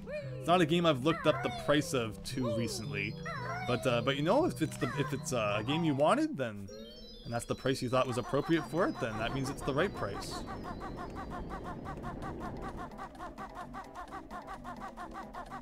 All right, what are we doing next? So, where should we go? I kind of just wander around. You know, whatever works, works. So we need to hit a target that's on that post. But we might as well go and unlock this. And this should give us an achievement. When will the achievement pop up, do you think? Oh, there it is. I was wondering if it would wait till like after his speech or at the beginning. But all right, all the moves unlocked. 40 platformer win. You gotta head out, Rainock. Well, thank you so much. Really appreciate you sticking around. I hope you have a wonderful night. Again, this is gonna be us finishing up here soon. This level shouldn't take too long. Again, it's the level you unlock the shoes in. The whole point of this level is that you go fast. But yeah, thank you. It's great chatting with you, and hope you have an excellent evening. And again, I leave all of the VODs up for my videos, so anyone's welcome to come back and check it out later as well.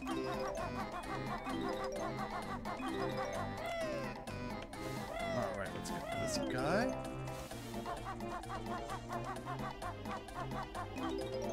See, and again, this is what I'm talking about. You know, you don't see this sort of item placement in Banjo-Tooie, because they bunch everything together in groups of 5, which is like so weird. Alright, let's see how everyone's matching skills do. This always reminds me of the matching minigame from Mario Party 1. Yeah, you want to give yourself a bit of an advantage there. Jump down the pyramid before it freezes you in the cutscene. Game prices are coming down a bit because of inflation. Most people buying since everything else you need to live is so expensive right now, for sure. And also, you know, everything kind of got inflated when everyone was stuck at home. So it's good to kind of see, you know, that effect disappearing a little bit. But alright, 4x4 match. Let's do it. Notes. Banjo. So what does this imply? You know, this ancient pyramid, and yet Banjo's face is everywhere. Kazooie. Wow, we are getting no doubles. Red feathers. Which one was Kazooie again? That is an awful start. Like, I have a lot to remember now, and I kind of don't. The red feather... No. The note was like the first one, right? You got a lot of time, though, actually.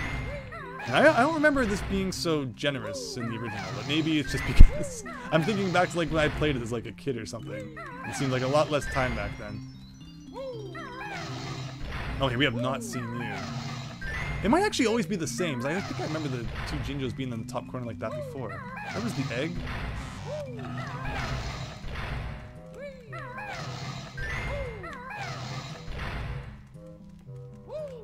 It also helps that I took out the mummy guy before we started.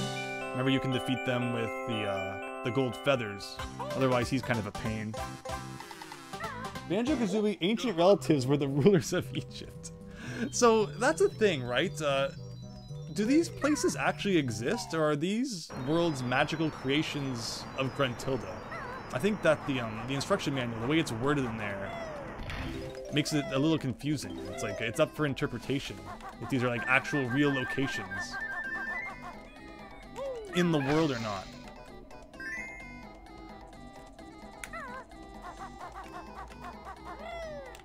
Okay, this guy. Okay. So we did this now. Is there a note there still? No, there was not. So we need to jump to this platform. Yeah, I'm not used to raising this this pyramid up. I'm just used to it always kind of being there. But no, when you start a new game, you gotta do this.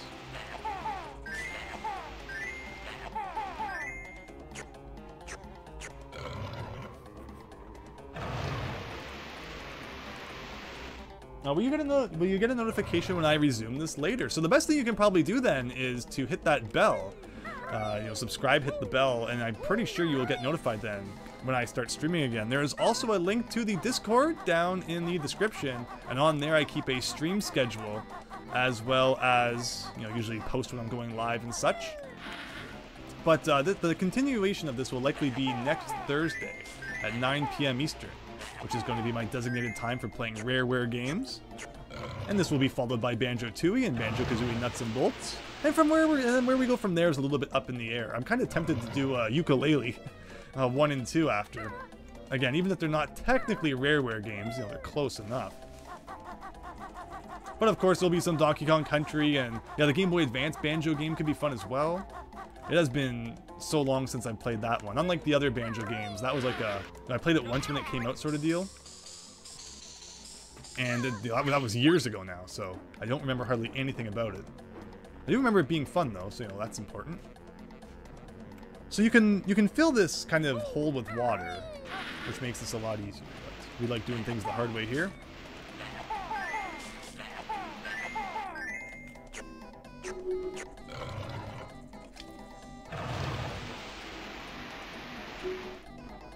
Wow, Super Tom brother, you wish YouTube would bring back ratings. Yeah, remember the 5-star ratings?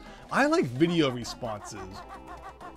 I think the concept of someone makes a video and you want to respond to it, and then you can have that response show up under that video, like that is just such a sensical feature. And that helps your channel get discovered and such as well. Like, I think that was one of the things that was such a shame to see YouTube get rid of. Annotations were fun as well. As time's gone on, I guess I don't miss annotations as much as I did.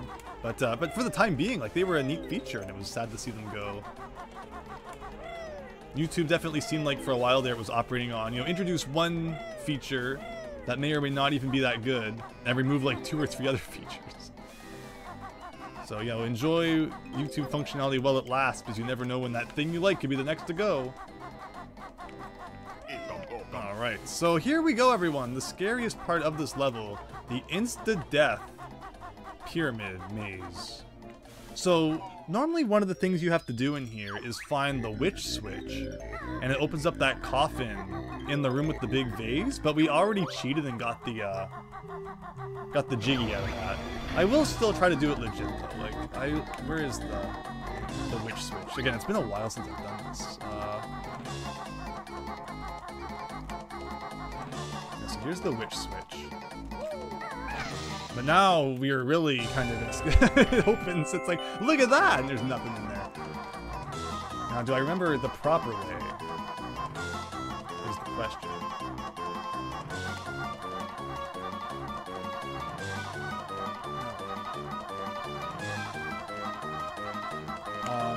No.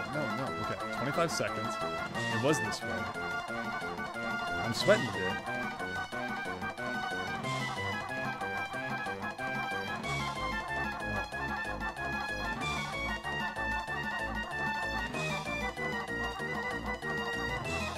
Woo! And there's no notes or anything else hidden inside the maze, so that's it. Never have to do that again. Isn't this supposed to open? Yeah, it's kind of somehow passed over the trigger for that.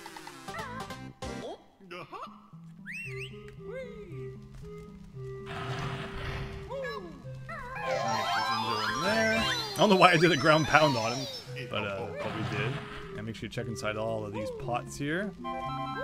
And there you go. I think we've done everything there is to do in this pyramid, and that's one of the scariest parts of the level. Again, not as scary as it was on the 64, because if we had died, we wouldn't have to get all the notes and such again. But okay, what should we tackle next? So many options. Ooh.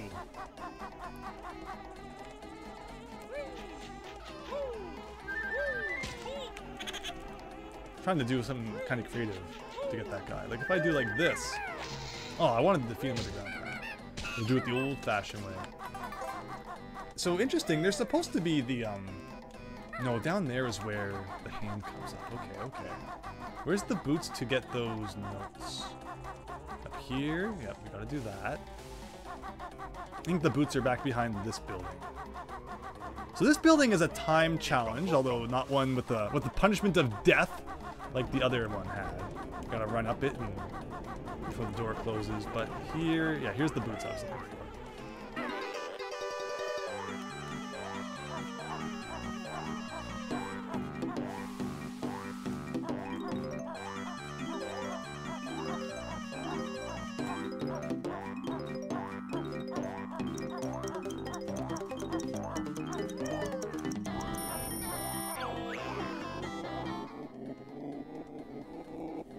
You're playing Impossible Lair and you love it, Block Frog.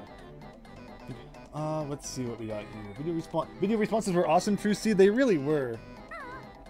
Will I ever play ukulele in the future, David Ray? Yeah, I was just saying, after Nuts and Bolts, we'll definitely have a the Rareware Thursday is definitely going to go Banjo-Kazooie, Banjo-Tooie, Banjo-Kazooie Nuts and Bolts, and then we'll definitely have a conversation about where we go from there. But I feel like I would like to do ukulele after that, but we'll see how people are feeling about the 3D platformers by the time we get there. But okay, let's go up here and grab these guys, and we got to race to the top of this pyramid. Now, this is a tricky one, because you have to, like, there's notes that you can grab along the way as well. And this challenge is like, it gives you, to the millisecond, the amount of time that you need to get to the top. So the time that you spend getting the notes, like that's already it. The challenge is over, because I've wasted a couple seconds. So we'll just get the items and then we'll try again. It's hard when you're moving so fast.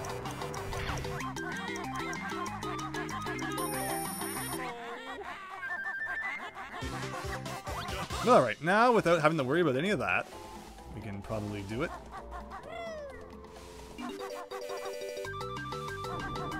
And it's the worst too, because like it shows the door opening. And like that wastes a whole bunch of time. There's it's the same in Mad Monster Mansion when it shows the church opening up.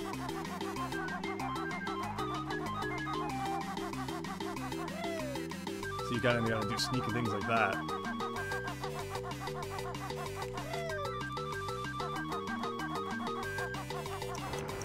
No, just in time. Now, watch out here. There's a missable Mumbo token. If you lower the water level before you, over here somewhere, grab this guy. He is impossible to get, so don't miss that one. Again, 100% Mumbo completion is not that big of a deal, but for people who don't want to miss anything, keep that in mind.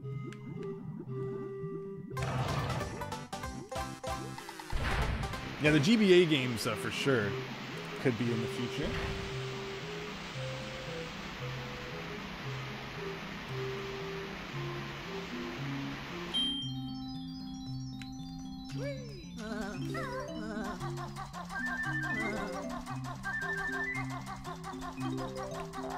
But yeah, we're making good progress through this work. Again, you know, Bubble Gloop Swamp, and then like all the other levels just feel really nice until you get to Click Clock Wood. But okay, I think that's it for that pyramid then. What else are we missing? There's the one that you have to hit the target. We gotta fly through this guy's rings a few times. We gotta go over to where the, yeah, those ones there. Alright, where's a flying pad? Like, there's the flying pad on top of the Sphinx. Is that the only one in the level? There's one more somewhere, right? There were some in the pit around the maze pyramid, but now that we've filled that in... Oh, speaking of which, there are notes down there I have to get. Yes, okay. Alright, it's all coming together. For the time being, let's fly through this guy. This is much like the crocodile from Bubble Gloop Swamp. You'll appear a couple of places, you just gotta keep doing it. Simple enough.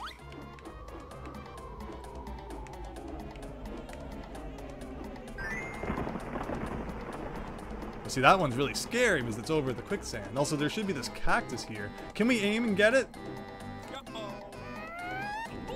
That was perfect. That was a perfect freaking shot. No, please don't kill me, please. Thank you. I call shenanigans on that one. Where is health in this level even? So you might have noticed that the beehives, they have bees surrounding them now. So that makes, you know, going for them a little scarier than it previously was. Oh, the camel guy too. We haven't even hit the camel the first time yet. Where is he?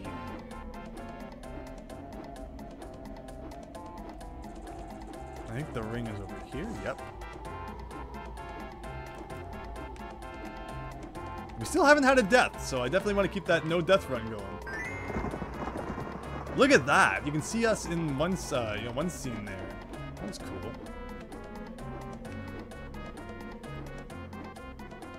Just a couple more times with this guy, I think. Oh no, not the beast! Right? Where did he go there? Wait, I think that's like back almost where we began. And the green part of the cactus may hurt you? That's a maybe. Could be making that up. What?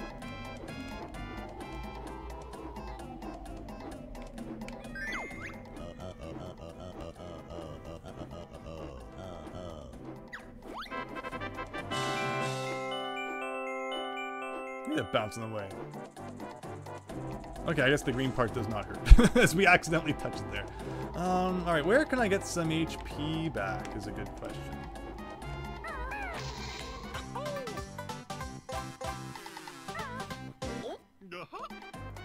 You always said you charge good money for a good game. It's like $9 for Jackal on NES. Okay, let's...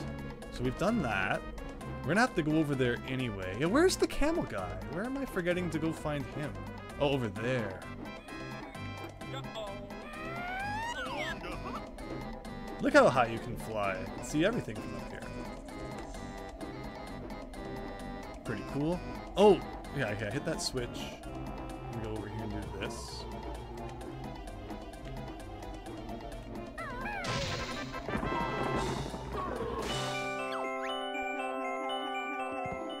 David Ray, I think I've answered that a couple times. I'm definitely up for checking out Yooka-Laylee.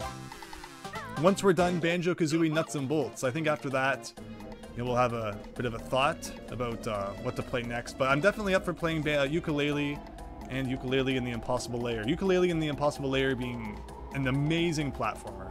One of my favorite platformers in recent times. Really, really good. I don't think you want to jump on it yet. If you like the Donkey Kong Country games, especially the Donkey Kong Country Return games, it feels exactly like those, just with you know, Yooka-Laylee instead. And I think the level design and music is even better than you see in like Donkey Kong Country Tropical Freeze. So don't knock the Impossible Lair just because of the name associated with it. It's a game that's absolutely worth checking out. And it's not even like that expensive of a Switch game, brand new, unless that's changed since I got my copy. Which hopefully it has not, because again, the more people who can experience that game, the better. It always goes on sale and stuff too, if you're up for the digital copy. Okay, so we freed the camel guy. He's going to be back at the beginning now.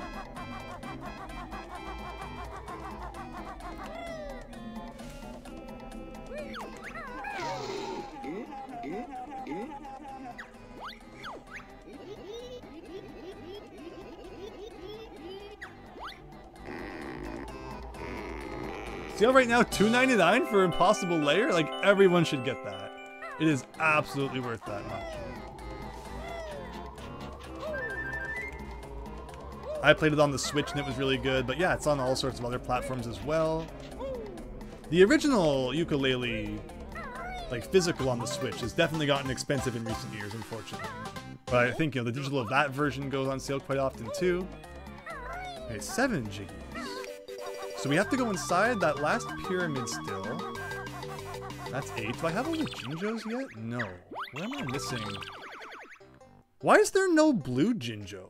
Or is that to the left blue? It looks purple. Looks like there's 2 purple ones. That's weird.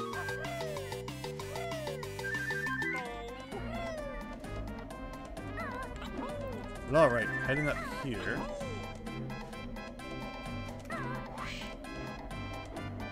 We need to hit this target. So this is why if you come to this level before Freezeezy Peak, you won't have the ability to smash into this.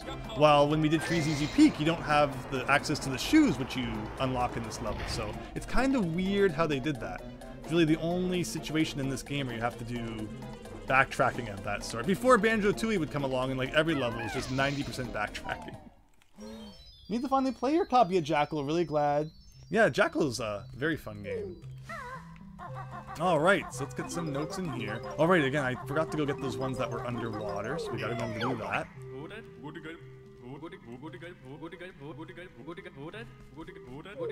You have all the Yooka-Laylee games on GOG. DRM free is the way to be, says Afflicted.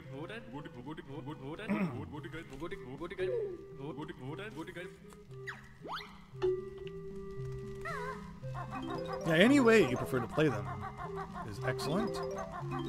And you know, Yooka-Laylee, much like Mighty No. 9, was pretty panned upon release. Where again, I'm just more lenient, I guess. And I thought they were fine. I'd say Yooka-Laylee probably came out better than Mighty No. 9. You know, at least you know, the people who worked on Yooka-Laylee didn't have to hide from the public. Like, where is Inafune now even? Does anyone know?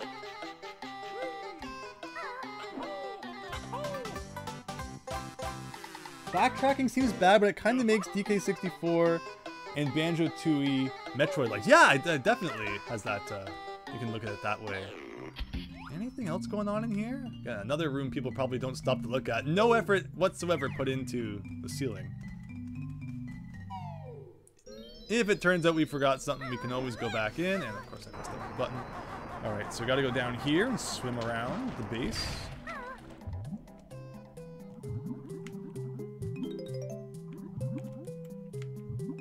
And I think there was 5 notes remaining where our camel guy went for the last time, but I'm still missing... Oh, I think that actually the last Jinjo might be down here.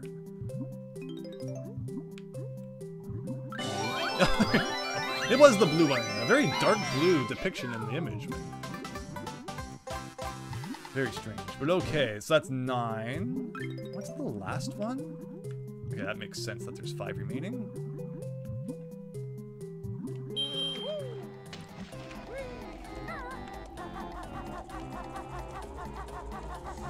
Oh, I don't think I ever did the one with the hand. Okay, understood. Let's go around this way.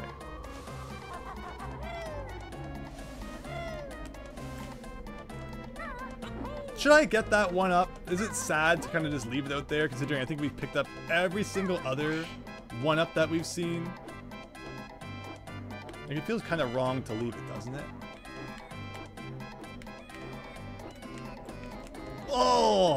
Oh, I must have been like a pixel away.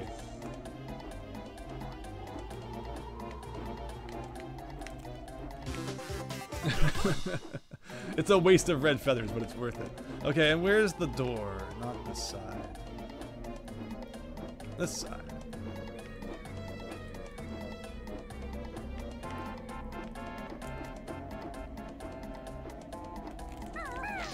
Oh.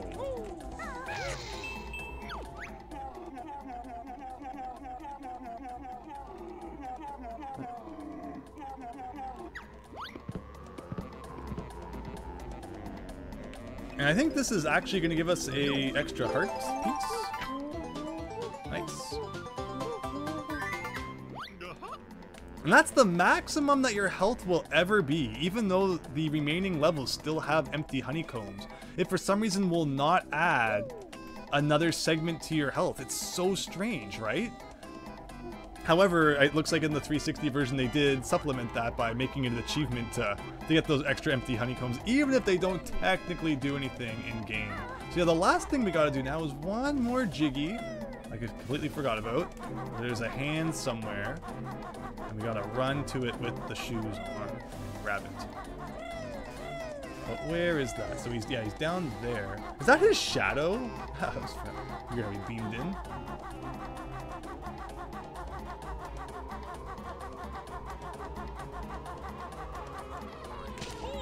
I was gonna take the Talon Trot off and hit that guy, but during the animation of taking it off, he was able to come and grab me there. Okay, so here we go. Oh, I thought I could make an epic jump across. Oh, we didn't lose the shoes by falling into the quicksand. Interesting.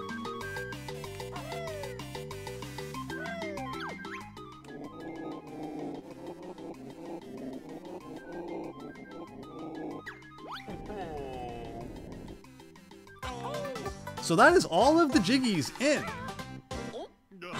Gobi's Valley.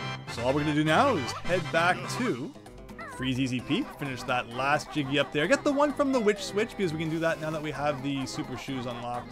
And that's probably where we're going to wrap things up for tonight. But we made a lot of progress in Banjo-Kazooie, and it's been really neat checking out the version on the Xbox. It looks really nice, it plays great.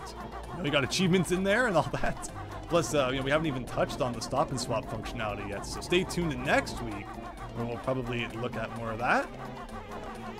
And again, I appreciate everyone. Seems to be having a lot of fun. I hope that I did everything I was supposed to do before I left. We did not check the status screen, which we can double check now.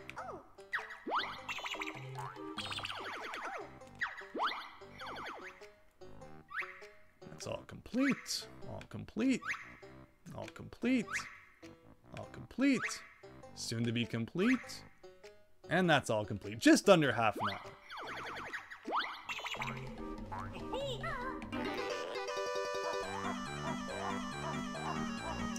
And now, of course, since we've entered the level for the first time, an enemy will appear there to kind of mess us up.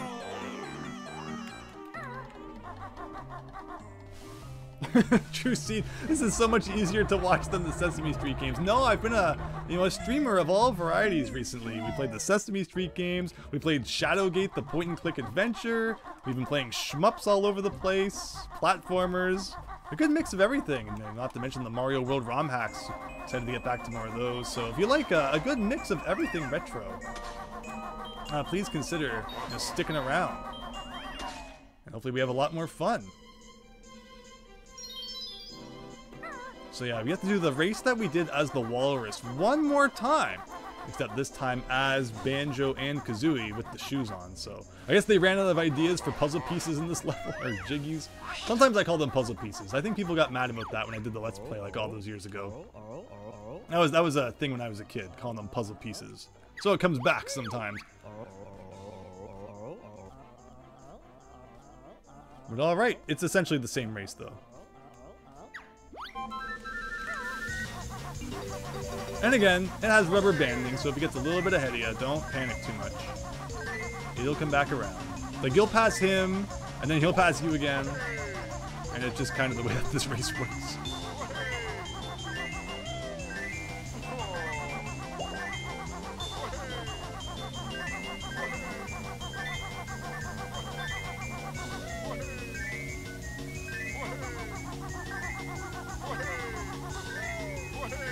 Just don't accidentally touch the water though, because I think you lose the shoes if that happens, and then you're toast.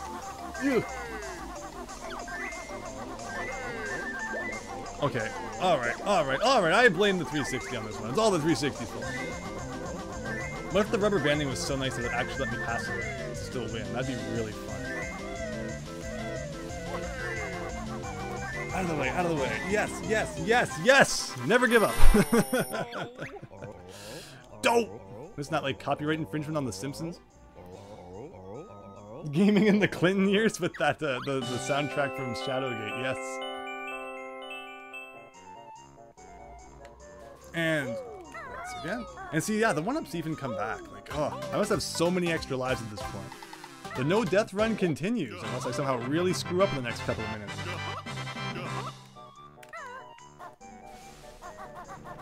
I cannot believe how easily hackable Nintendo made the mini consoles. Like, considering how worried they are about emulation and everything, to just put like a USB port on the back of the mini consoles, inviting everyone to kind of, rip them apart, always amazed me.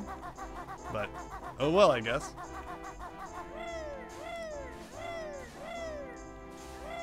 But alright, back up here.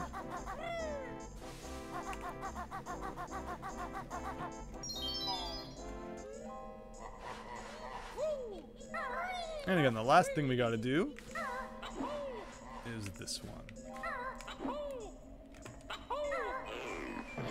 I always had trouble with this one back in the day. This is another one of those timed challenges that's like, you get to the millisecond the amount of time that you need.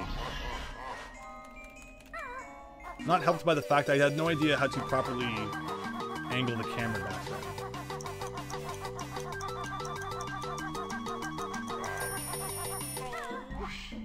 There you go. So there's this tunnel located above the entrance to where kind of Freezeezy Peak is. And as a kid, it always really fascinated me. It's like, why is this here? It's not really used for all that much. There's a gold feather in there, but otherwise it just leads to here.